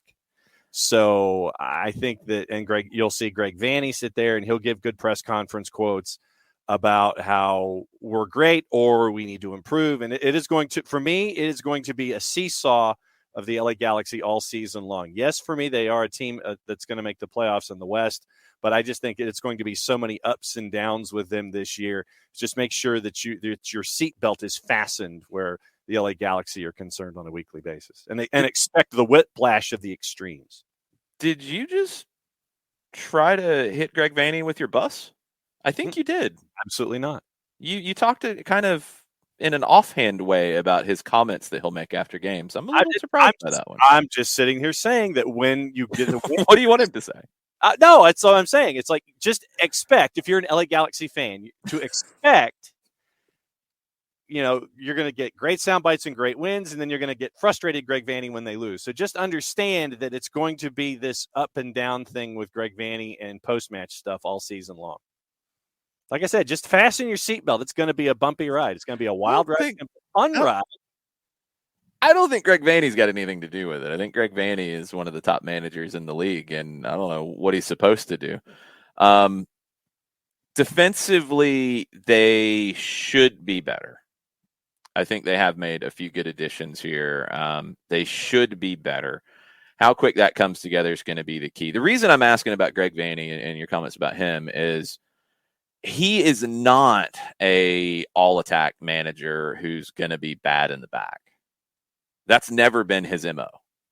The Toronto top teams were never like that. They were never out of balance. There's work to do to get LA Galaxy in better balance. And that work started last year, and it's not done yet defensively. But I don't think it's on Greg Vanney that they are not good defensively. I want to be clear in that. That's why I ask you about trying to hit him with your bus. I don't think this is on Vanney. Now, I said it before the season, and I hold to it because it's LA, because it's the Galaxy, because of the expectation. They don't make the playoffs this year, regardless of if he's got the roster to make the playoffs. Vanney could be in trouble because that's just the job. That's the job in that market. That's the job with that club. But we look at what they did against Seattle. They give up 3 in this one on the road in Seattle. Backline, you had Raheem Edwards at left back. You had Julian Araujo at right back. You had Sega Koulibaly at center back along with Nick Dupuis and Jonathan Bond in goal. Bond did not have a great day. Jonathan Klinsmann is also there in goal as a backup. Kelvin Leerdam was signed. Derek Williams is there. Eric Zavaleta was recently added, another player that Vanney knows really well. I like Zavaleta as a starter in this league, so I think he will get his way into this lineup. Jarrett, they feel like defensively they're maybe one player away from being where Vanney would want. That could be a player who's there. It could be somebody like Raheem Edwards stepping up their game. Kelvin Leerdam turning back the years a little bit, at least in a rotation role, or going out in the summer and upgrading one of these spots. But the attacking 6 that they can field, and we're including the holding midfielders in this one. You've got Rivellison, who's come into the league well. You've got Marky Delgado. You've got Kevin Cabral. You've got Efrain Alvarez, who feels like a guy who needs to be playing as much as possible now. Douglas Costa has looked good so far in the season. How long that lasts, we'll see.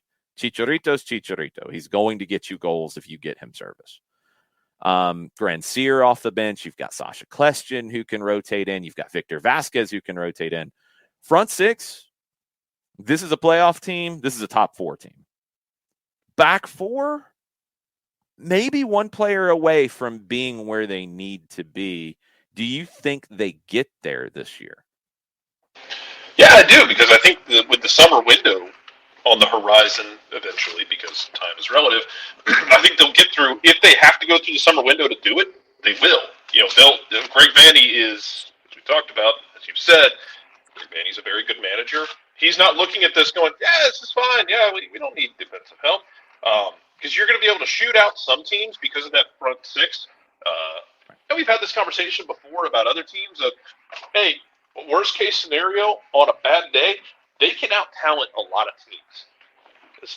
I think in the Western Conference, that's going to be even more so. Like, it's not going to be everybody, of course, but there are going to be some games where they can just out-talent you. But they're going to look at, Vanney's going to look at it and say, okay, here's what we need. Hey, I need this, this, and this. Give me that, and watch what happens. Yeah, I'm with you. I think it's why I wanted to stress that is I think Vanney is a guy who is not going to settle for winning shootouts. He's not going to enjoy being in that place. There's some managers in this league. Well, he knows really that's not. You're not going to win in the playoffs doing that. He knows that. Yes. There's some managers in this league who will. It's like, okay, that's what I got. Cool. Then we're just gonna open it up and not worry about the back line. And one of those guys was in LA in previous years. Now he's in Toronto and he doesn't have a back line to speak of. And that's something that's going to have to get addressed. I don't think Vanny's that guy. Vanny was always somebody who would provide balance. We'll see if he can get it with what he's got or if he has to go out into the market to get an addition to make that possible. We talked some about Cincinnati and Orlando. Orlando's a team that, look, you had people that said Orlando City was an MLS Cup winner this year, and you've had people that have said that Orlando City's not a playoff team this year. They've been one of the most divisive. That might be one of the most, if not the most divisive team among pundits in the league. Yeah, that's where I was going. They might be the most. There's a couple others that get wild reactions in terms of yay or nay as well. But Orlando is a team that I've had questions about. Defensively, they brought everybody back. And it's okay. I don't think it's good enough to get where they want to get. I think there's definitely some liabilities there. Cincinnati exploited it. Brandon Vasquez with 2 goals here.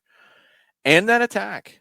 There's questions. You know, the number 9 that they brought in, ask the questions when he was signed. There is not a blueprint that you have to follow for success in this league in terms of that, in terms of going to get certain players from certain parts of the world.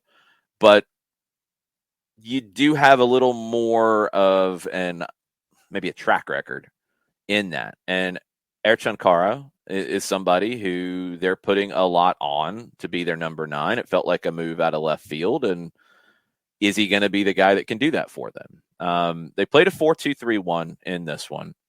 Facundo Torres had a good day. And as we said last week, I think the idea that he's under pressure to perform already is a little absurd. He's got 3 games under his belt now in the league.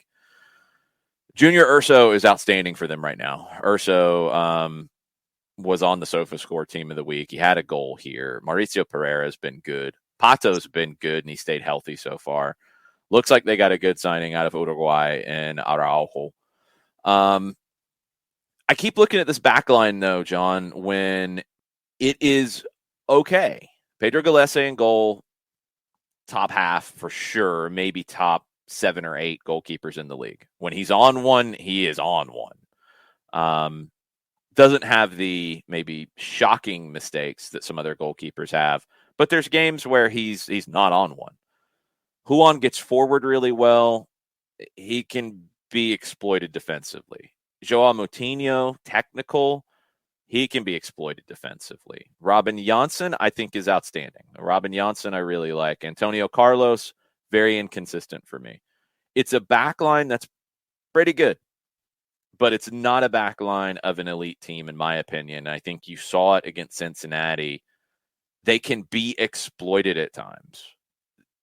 But it feels like Orlando has this is it. This is their team. This is what they pushed their chips in on. LA Galaxy, I think, is a team will go out in the summer market, make a move if they need to. I don't know if Orlando has the room to do it or if they have the willingness to do it. We'll have to see what that new ownership gives Oscar Pereira to work with. They brought all these guys back, and I don't know if they're the right group.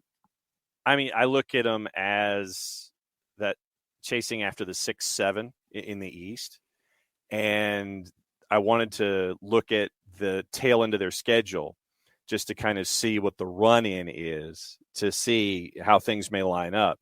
September and October for them, it's at Miami, at Philly, Atlanta United, at Exploria. Then they've got Toronto FC, and then they finish with at NYCFC, and then they got the home game against Columbus on Decision Day. So that last 6, it's manageable with Philadelphia and NYC both being road games and Atlanta United coming to town, but you've got Toronto, Columbus will probably be chasing that 6-7 with you, and then Miami. Then at the end of August, Seattle and NYC again before you get into September. So I don't see Orlando City any higher than 6-7, but the idea that you've got Columbus, who you will probably be chasing one of those last Eastern Conference spots along with you on Decision Day, might turn into must-see TV because of all of the implications, and especially if you're standing pat. Like I said, I don't see them right now, period, any higher than a 6. Because if you look at it, it's Atlanta, it's Philly, it's NYC, it's Revs, and maybe even whoever else that you want to throw into that discussion there. Who are you going to throw into it? If you're saying they're no higher than 6, who's the other one who's ahead of them? I was thinking Montreal after they're finished with CCL, then they're a part of that discussion too. That 5, 6, 7 for me, I think that Montreal's obviously a better team than the 3 losses coming out of the blocks, and I think that they'll rebound from it once CCL is over. I think they can make that climb. So I think that 6, 7 is the ceiling right now for Orlando, regardless of any kind of investment that we see right now. I just do. No, no. Regardless of any investment, no. You go out and you add a top-notch defender to that team, then we're having a different conversation. You go out and add another piece to that team, we're having a different conversation. So no, investment can absolutely change it. I'm sorry, that's incorrect. Because it's not broken. They're not awful, but they're not elite either, in my opinion. They are in the battle for 5 to 10. In my book, in the East. I do think that the top 4 that I kind of figured coming in would be the top 4. Nothing's changed for me with that group yet, with New England, with Atlanta, with NYC, with Philadelphia. I think they're a cut above. Mm-hmm. The next group is undefined. I don't think Montreal is definitively better than Orlando. I can't say that right now. I think the Red Bulls might be, but I can't say that right now. I don't think DC is at the top of that group at all. I think the question that we need to maybe start asking is, if we're going 1 through 4 and then 5 to 10, that bottom end of this conversation, 10 is a kind of arbitrary number here. It might be larger than that. And the team that beat Orlando on the weekend might be a team to talk about here. When you go a little bit further into Cincinnati and their performances this season, blown out in Austin, couple of bad goals that they conceded. They created 10 chances in that game. They didn't score, gave up some bad goals, gave up 5, but they created 10 chances. They lost the second game at home to DC on a 98th minute penalty. They created 12 chances in that one. Didn't create quite as many in this one, but they win. Luciano Acosta has started the season in absurd form. 3 games in, he is averaging 4.3 chances created per game. That's borderline obscene. They've been producing in their first 3 games, Cincinnati. They finally got the production on the board in this one. Can they grow from here and be a team that gets into this conversation in the second group in the East? It might end up being, I thought in the West it was very muddled after the top 2 and then very muddled for a long time. And maybe we're learning that it's even more muddled with a good performance from Houston. We'll see if they've figured things out. But you look at the East right now, and we're not getting into this in the table in terms of predicting things, but Columbus is at the top of that second group, and look, they might push their way into the elite group. They're undefeated. They're on 7 points. Philadelphia is there. Atlanta is there. They're in 5th right now. NYC will be there. They're 1-1-1. New England will be there. They're 1-1-1. Red Bulls lost over the weekend, which brings them back to earth, but 2 wins so far. That loss was at home. It absolutely brings them back to earth. DC, their first 2 wins were a little thin on paper when you really dug into them. They lose at home to Chicago. They're on 6 points, but I don't put them very high in that second group. But they're in the second group. Chicago, can they get into the second group? Well, they haven't conceded a goal yet. They haven't lost yet. They've only scored 2, and it was at DC.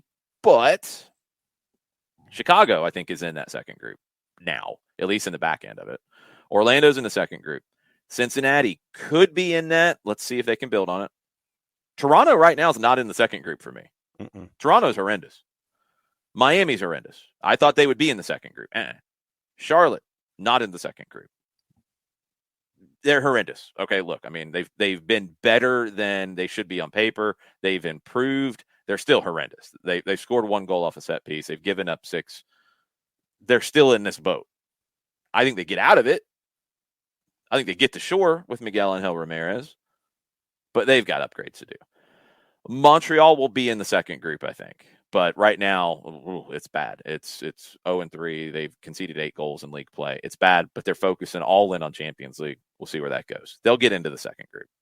So right now, I mean, it's really 3 teams that I don't see getting into the competition for the back end of the playoff spots. It's Toronto, it's Miami, and Charlotte. Toronto, we know, has a lifeline coming. So they could get their way into that, but they got to at least tread water now, and they're not doing that. And they got to stop people scoring goals on them. That would be part of treading water, yes. Miami and Charlotte, I just don't see it right now. And Miami, I thought, would be potentially competing at the back end. They're just not showing it. So we'll see if they can change their fortunes. Jared, is the East a little more competitive than maybe we thought coming into it? And is it just a general sign that this league's tough? I mean, it's going to be competitive all the way through because, you want to go through it. Miami, Charlotte, probably not there. Cincinnati, maybe. And Charlotte might be a problem later in the season where, they're kind of sitting in. So 14 teams that you could easily convince me Charlotte's, kind of lurking in that, 9, 10, 11 range, depending on what other teams do to get better. Yeah, Jarrett, where I'm at with Charlotte, I think you're being generous until they show that they can add a few more pieces. Will they be an easy out for teams? No, they're well coached. So they won't be, but I can't in any way put them lurking in 9, 10, 11 right now with what they have on this team. Because if you have, let's play the opposite side. They're gonna grow. They're gonna get better. Let's play the opposite side. Christian Kalina gets hurt. Play the opposite side. Titi Ortiz gets hurt. Ben Bender gets hurt. Ben Bender plays like a rookie at some point this season in the summer and falls off. They got nothing. It's very thin margin for them to be doing what they're doing, let alone getting better. I can't, until they get their roster right, I can't in any way see them being a problem. I just can't. We talked about this, and you talk about the rest of the East, but I'll hit on Charlotte in just a second. We talked about the rest of the East. There's going to be teams in the East that miss the playoffs that very easily could have more points than whoever makes the team in the West. Yeah, I agree. The East is going to be a dogfight. I'd like to think that Charlotte will. Wise up is a harsh term to use here, but no, it's kind of in the sense of got in the league of so it's like that. So we need to do that. Okay. That they'll realize, hey, we didn't get this right initially. We're going to have to get it right now. And I think they can, but it's just they're going to have to make the right moves in the summer. And to your point, I mean, they're going to have to stay healthy. And expansion teams already have a tough road because they have to stay healthy, because they don't have depth, because they haven't been able to build it yet. Charlotte's in a unique situation. They don't have depth upon they have even less depth and less margin for error than usual expansion teams. And even when they bring people in the summer, guys are going to have to get acclimated. I'm interested to see how it looks. I'm not sold on Cincinnati yet, but give me till the summer, because again, it's only 3 games into the season, and we're doing really early looks at all this. Chicago, I still don't know how to feel about. Cincinnati's better than their record. Chicago, I'm with you. I still have questions, but 3 clean sheets in a row, got to acknowledge it. Yeah, I can acknowledge it for sure.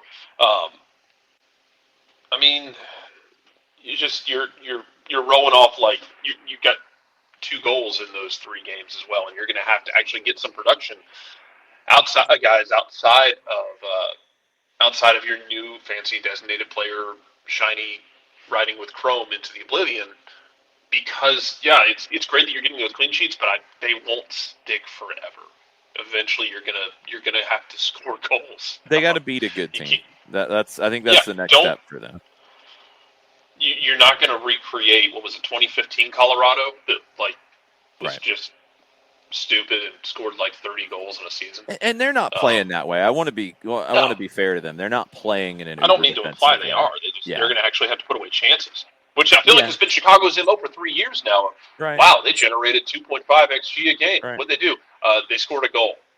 But they've added Shaqiri. They've added Shabilko. They've addressed it. Those guys got to perform. I think there could be another addition to help them even more, or somebody improves and gives Shaqiri a running buddy, and they're an interesting team. I'm two things really quick before we move over to the West. Yeah. You said you were optimistic or hopeful. I can't remember the exact word you used about Charlotte wising up. I'll tell you why I'm not. And it's because of the comments that Zoran Krneta had about their new signing. And very defensive about, he's played against the Netherlands with Polish national team, so of course he can play in Salt Lake City. Yeah, that doesn't sound like somebody who's wising up. That could be a potential long-term problem. Like that's, man, don't give Salt Lake that ammunition. It's not even about giving Salt Lake that ammunition. And I want to leave that out of it. It's about not learning that this league is not a direct comparison to Europe. You can't compare what somebody did with a national team and they've played in tough situations for a national team to playing in the summer in the United States, to playing in altitude in some places in the United States, playing in humidity in some places in the United States, playing in some places in the cold in the United States. All these different challenges, the travel that no other league has in Europe to compare to MLS, all these aspects of it, just the style of play, just the quality of play. To just throw out a comparison like that and throw out a comment like that, it doesn't show much learning in my book about how difficult it is to build a roster in this league. We'll see. Maybe he knows better than everybody else. The other one about the East. Oh, good. The other one about the East for me is I'm really close to putting DC in that bottom group as not having a playoff shot. We'll give it some more time, but they have not progressed. I'm kind of side-eyeing them, but I'm not. I don't want to condemn them. I'm close. I'm close on the condemnation, but we'll see. Let's move out west before we get into some questions. Right. The elite group for me coming in was Seattle and Nashville. They're 10th and 11th right now. Nashville doesn't really have an excuse. Seattle does. We'll see. I think they'll both be at the top of the conference at the end. But Nashville, last season early on, there were questions too. It's like early in the season, Gary Smith wants to open it up and try some new things before he gets back to what they are. And it's a little bit different than Oscar Pereja getting more conservative at the end, because it feels like Oscar Pereja stands on the brakes in his car, and Gary Smith is pumping the brakes throughout the season, and he knows how to drive that way, whereas Orlando doesn't.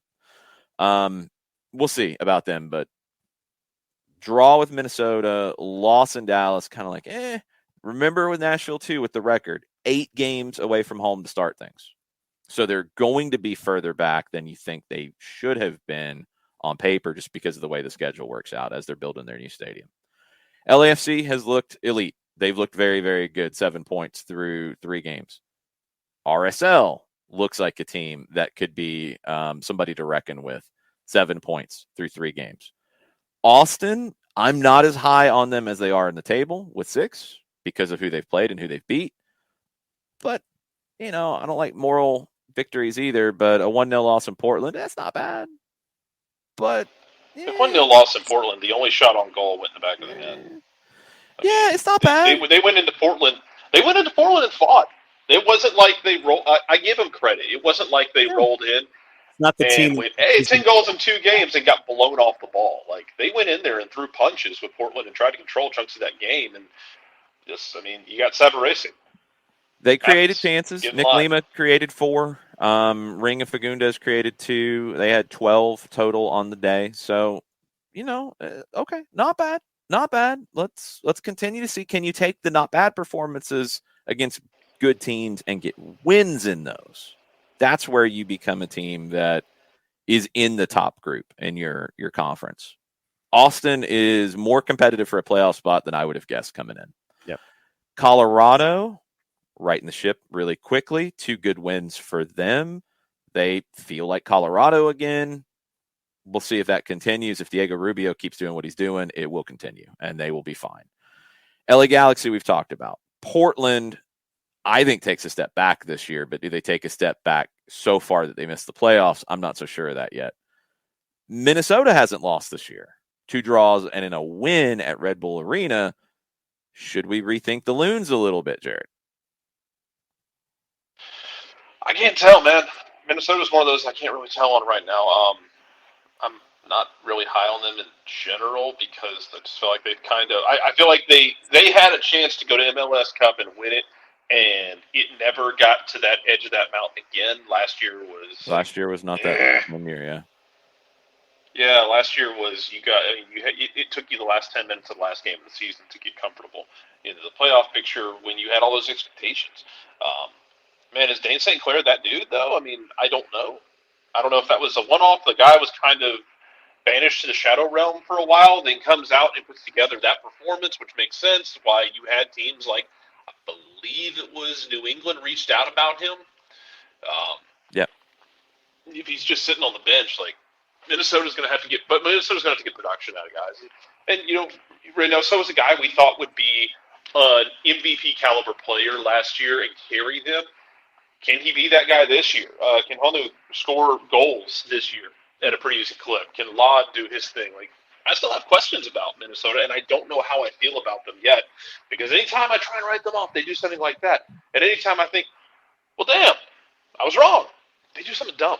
Like, Minnesota's just kind of, they're wildly inconsistent right now, but they can find some consistency because I think they've got the team and the makeup on that team to be consistent and to be a problem in the West. They just have to put it all together, which has been their problem for the last year plus. Yeah, they'll compete for a playoff spot, but I don't think they're in the elite group. I said Dallas would be in the playoffs. I feel pretty good about that still. Houston with a nice bounce back. I still need to see more from them. We talked about Nashville and Seattle. Kansas City's got issues, but if they get Gyasi Zardes, then we're having a different conversation about what Kansas City can be. That doesn't solve the 6, though. And the fact that Ilie left, Rossell came in, Rossell's not what he was when he was there before Ilie, then he gets hurt. You don't have the backup. You already run Mauri out of town, which, I mean, I don't have a problem with that necessarily, but you don't really have that unless you're going to be able to turn Remy Voltaire into that, and he can step up and do it. And he got a goal in the second game and a win, but they haven't beaten a good team yet. They beat Houston at home. That's a win they should have had. They haven't stepped up in a game yet. Questions about Kansas City. San Jose. I mean, a great comeback draw against Columbus. Really tough one for them in Philadelphia with the way the conditions turned. Okay, they are who they are. Vancouver has maybe been one of the biggest disappointments with 1 goal out of 3 and conceding 6. I wondered if they could maintain what they did in the second half last season. I'm starting to trust my gut on the fact that they can't, but it's 3 games in, so we will see. We'll get into questions here as we wrap up. A couple final bits of news to keep in mind today. The USL Super League, which is going to be the 2nd division women's professional league in this country, will play a fall to spring season. They're going to kick off in August of 2023, take a winter break, and finish in the spring. Some of the comments around it, it's not the international standard. It's not the FIFA calendar. It's none of that because there's a lot more leagues than just the U.S. that play through the summer. You're basically what they're doing without saying it the way they're doing it is you're putting 2 breaks in your calendar year. MLS has 1. MLS has an off-season break. Yeah, they might take 2 weeks off in the summer with international competitions, but that's not a break. They're creating 2 breaks in their calendar year, the off-season break and a mid-season break. Where it falls in the calendar, you're going to have challenges either way you go. You're going to play in the heat of the summer. You're going to play in the freezing cold of the winter. Like, you're going to have challenges. So some of the statements about, like, it's for players' physical health and that kind of stuff, well, okay, you're not playing them in the heat, but you're going to play them in the cold. potentially. So what does that look like? It is what it is either which way you go. But they're creating a second break in their season. That's the interesting element to it. We'll see how that works for them. That's going to kick off August of 23. That was a big announcement this morning. Some other stuff out there. Mexico, their national team roster. We've talked about the U.S. dealing with injuries. Mexico's dealing with injuries before naming their squad. Rogelio Funes Mori, hurt.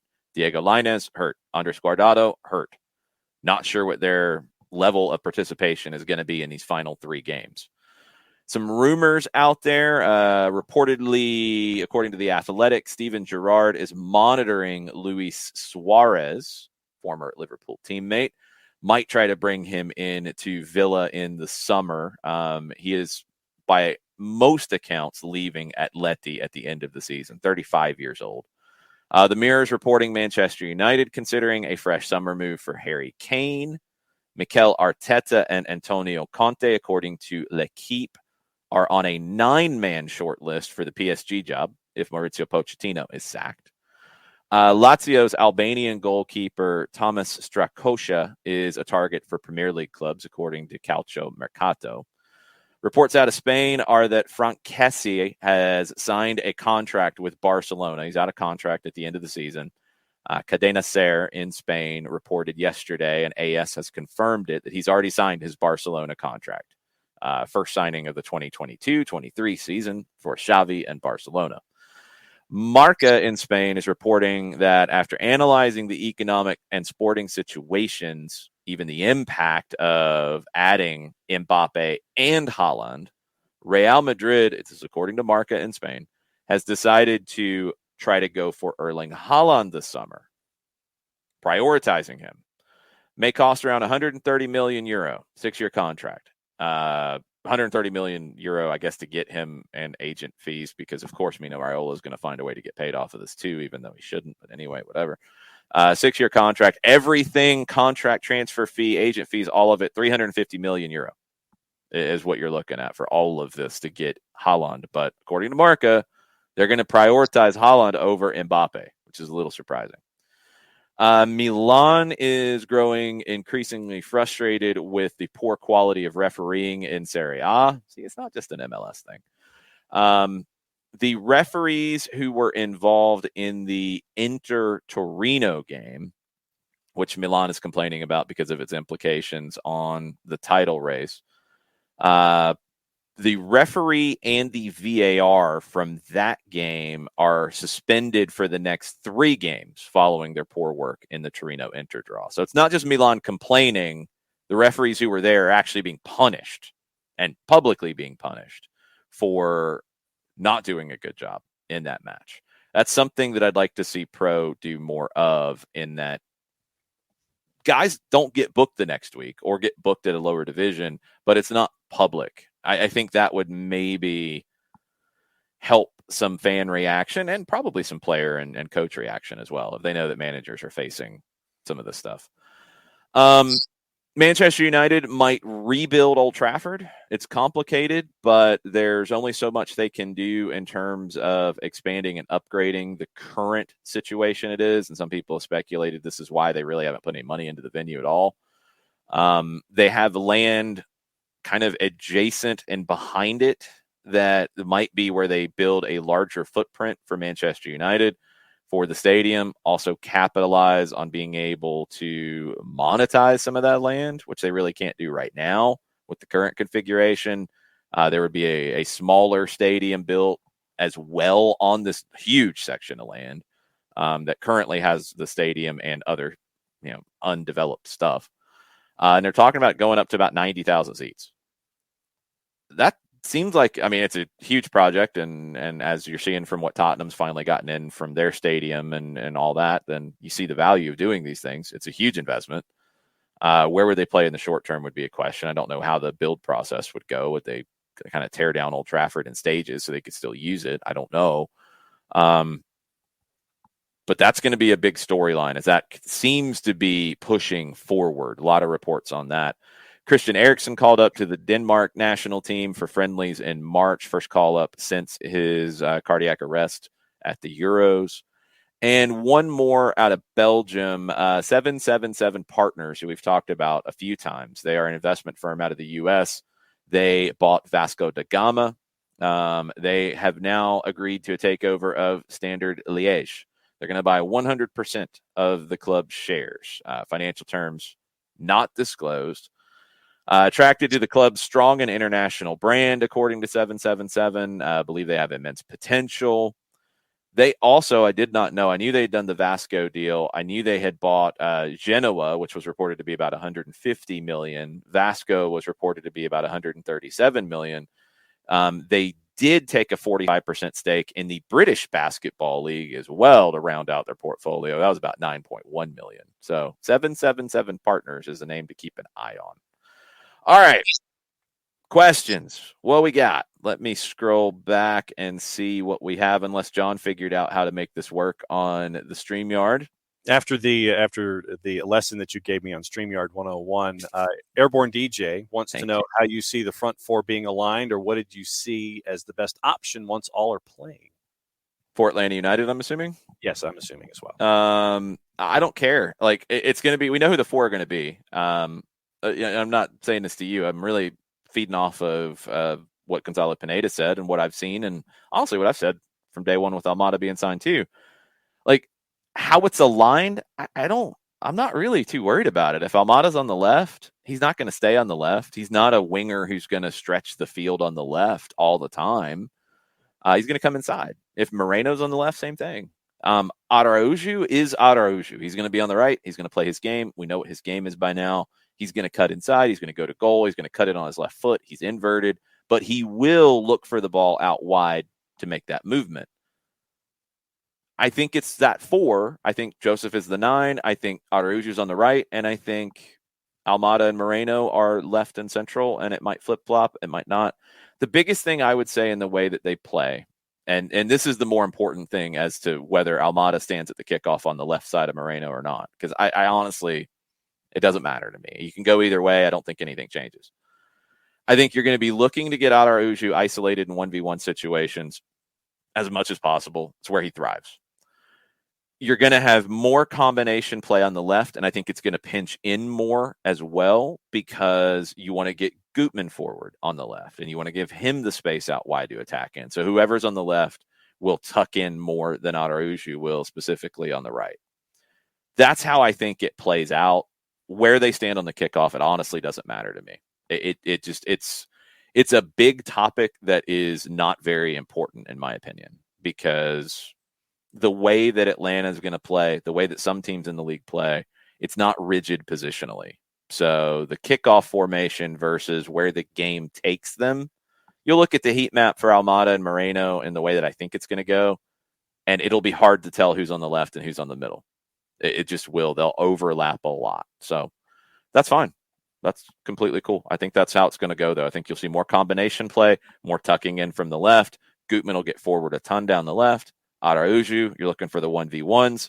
When he comes in, that's where Lennon and or Hernandez and behind him, whoever's the right back, they're going to have to read that movement and take advantage of the space that is there, either inside when Araujo's outside or vice versa. You'd mentioned the note from Marca about Real Madrid, Mbappe, Haaland, and such. Ricky Ricardo gave us the heads up from Fabrizio Romano that Real Madrid are preparing a new contract proposal for Vinicius Jr., going to enter final stages at the end of the season. But the plan is clear, according to Romano. Real Madrid's long-term project includes Vinicius together with Mbappe. That's what Florentino Perez wants. Well, that's completely different than what was being reported by Marca. So not the Vinicius part. They were going to sign him regardless. That was nothing. So are they going to get Mbappe? Are they going to get Haaland? Are they going to try to get both? Who knows? It depends on who you talk to. Vinicius is really starting to come good. Really, really starting to come good. It took him some time. He's a young player when he arrived. Same age as Barco when he came to Atlanta. Both of them really starting to come good in their spots right now in the last couple of years. Good to see. So doing a re-up with Vinicius, I totally get it. I think the biggest thing for me with Real Madrid is how long do you roll with Karim Benzema as the man? Because it's really hard to push him out right now as good as he's been. And if you sign Haaland, you're pushing him out. You're not playing the two of them. Isn't his contract up after the end of next season?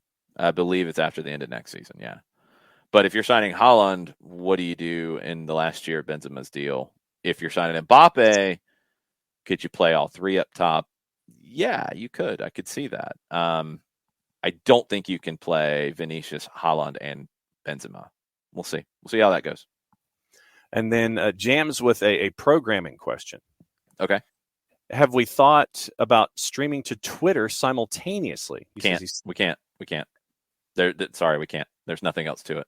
Our partnership deal with Twitch, we can't stream anywhere else simultaneously. So can't do it. Sorry. Nope, no worries. And that was the last question on the board after you asked for questions, sir. Okay.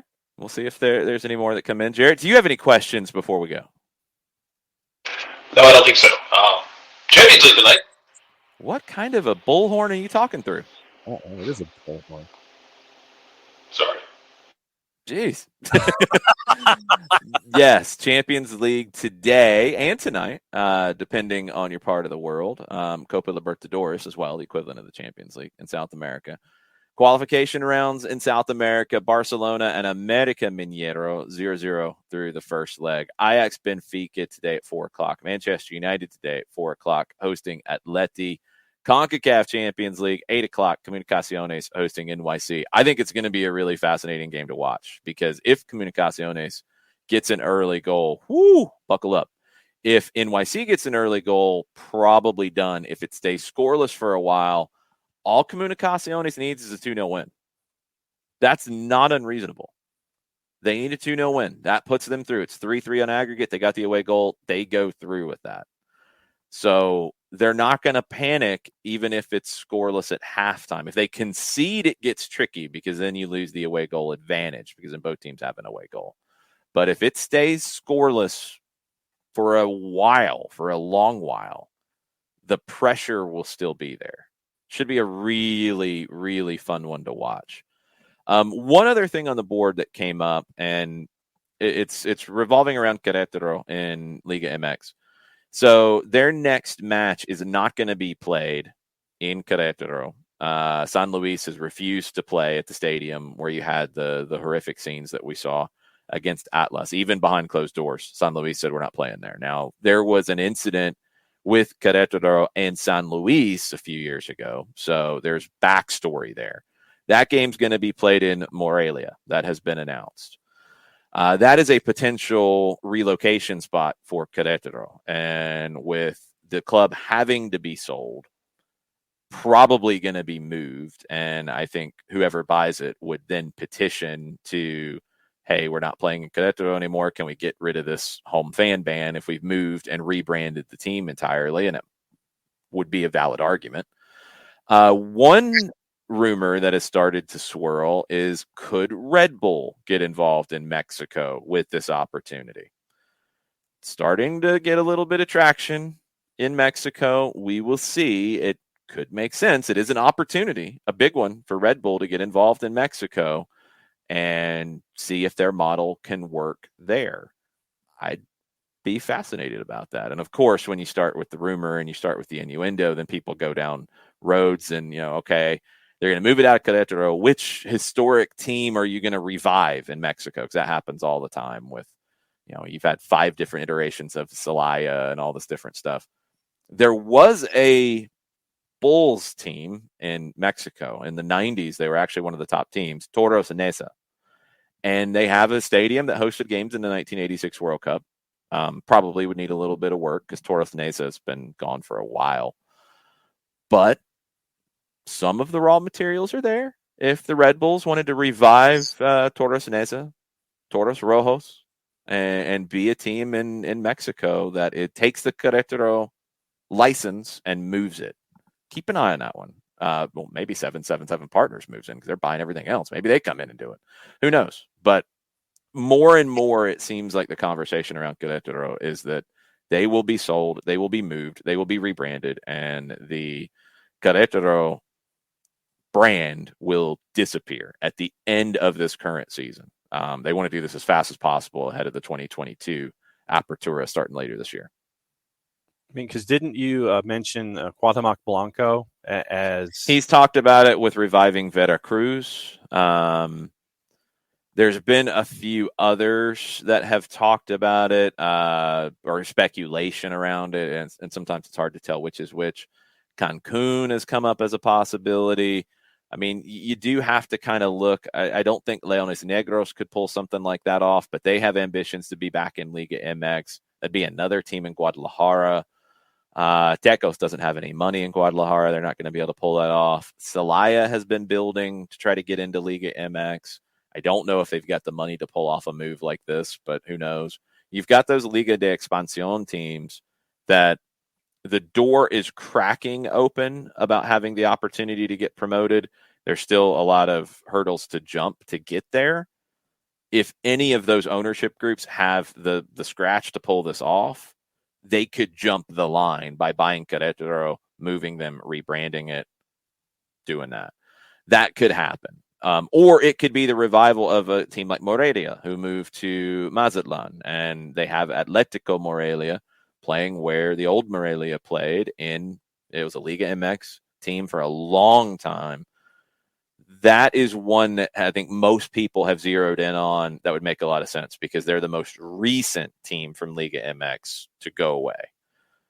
But there's others, Veracruz. I mean, Atlante went back to Mexico City, if I'm not mistaken. They were in Cancun for a while, and they moved out of Mexico City. They were historically a Mexico City club. I don't think they're in a financial position to do it. I don't think there's anybody down in Chiapas to have the 750th revival of Aguares. I don't think that's going to happen. I don't know. There's markets, there's stadiums that you could drop them into Liga MX straight away. Yeah, Bernd, I don't know. Red Bull name has come up as, they've bought franchises everywhere. I don't know why they wouldn't buy into Mexico when they bought into Brazil, for example. This would be a potential to get in, I think, cheaply. Necaxa was valued in their recent purchase at around $200 million. Querétaro would probably be less than that, a good bit less than that, because of just everything associated with it. So it could be a really good investment for whoever's going to jump in if they do it right. I mean, if I'm in charge of Red Bull Global on the soccer side, I would be monitoring the situation for sure, because that's another place where, look, you talk about youth development. There's some really good models in place in Mexico. And if Red Bull is trying to produce guys that can work their way into the European scene and work their way to Salzburg and potentially Leipzig, could Mexico maybe be an easier spot to develop that pipeline than Brazil in terms of style of play and all that? I could see it. And I think you could get in so cheaply that it's worth exploring. It might not be a good deal for Red Bull in the end, but they should be kicking the tires on it. If they're not doing their due diligence correctly. And if I remember correctly, I think before you're mentioning clubs that might want to jump the line and get back into Liga MX. I think, wasn't Leones Negros one of the teams that was in the Liga de Expansión that was against freezing promotion relegation, and they were one of the ones that wanted to get back into Liga MX. So maybe, I don't know what their finances are, but I think they've been at the forefront of at least saying. But I don't think Liga MX would allow a third team in Guadalajara that way. I don't think they would do that. I think Liga MX, who is going to have a say in where Querétaro ends up, is going to want to push them to a market that is unclaimed at the moment. If Leones Negros earns their way in, different conversation. But right. I don't think they're going to. I think there's going to be enough interest in other places. I don't think that's going to happen unless everything else falls apart and Leones Negros has the money that I don't think they do to buy it. Because you're talking 100 million is probably your starting point, at least. I don't know if any of these Liga de Expansión teams have that kind of money lying around that can pull that off. I think it's going to be somebody from the outside. So look for a revival of a Veracruz. Look for a revival of a Morelia, which is the one that I would probably put the most money on. But Red Bull would be interesting. And there's some other markets that would be interesting. So keep an eye. I mean, they went in a very different direction with Mazatlan. I think in general in Mexico, We have seen a lot of revivals of previous clubs and tweaked, slightly rebranded, kind of like what Napoli had to do, honestly, when they went bankrupt. And you saw it under a different name, and it's the same, but it's not, but it is. You've seen a lot of that in Mexico. Mazatlan went completely different. They went completely brand new with everything. This could go either way. I think it's more likely that it's one of it could be Tiburones Rojos. It could be Toros Rojos would be very interesting if Red Bull wanted to go down that road. I'd probably do pretty well with a lot of stuff they could do off of that. Toros Neza revival, but Morelia seems to be the one, just because there was a lot of bad feeling about Morelia being allowed to go to Mazatlan in the first place. That would be a pretty good make good on the Liga MX side. They took a lot of heat for allowing that move to happen. I am not going to start the crowdfunding for a team in Cancun, Bartimus Prime. I will support if anybody else wants to start that. You can get a good 100 to 150 million out of that crowdfunding. Good on you. Might want to call 777 Partners. Maybe get some help from them, since they seem to be throwing the cash around these days. I'm curious to see what happens here. But I think they're out. I think they're out of Queretaro. I think they're probably in Morelia, but who knows? Maybe there's some other markets that come good. We'll have to see. That's the latest out of that situation. Their next game will be in Morelia. Don't read into that's where Queretaro could end up. That's just where they could get this game agreed to be played. San Luis wanted it closer to them behind closed doors. Queretaro offered another place for it to go behind closed doors. The league ends up settling on Morelia to play it behind closed doors. Modiflo says there's a team in Cancun. I think they're owned by CFG. There is a Cancun in the Liga de Expansión, but if they're owned by CFG, I did not know that. Modiflo. Atlante was in Cancun, but they are not currently. They went back to their historic area of Mexico City. Cancun, Cancun FSA, are they owned by CFG? They are not. Is there any kind of a partnership that I see? I don't see one. Modiflo. They have ownership. The Costanzos in Cancun, it appears. Federico Villar is the manager. They are, well, I mean, they're pretty much a brand new team, because Atlante went to Mexico City in June of 2020. Cancun is the relocation of the 749th iteration of a team in Chiapas, the Cafetaleros de Chiapas. They relocated to Cancun. So this is a very new team. Yeah, coincidental colors. At least they didn't throw a city into their name like some clubs have to make it look like they're a CFG team when they're not a CFG team. It's weird. It's crazy. All right, that'll do it for us.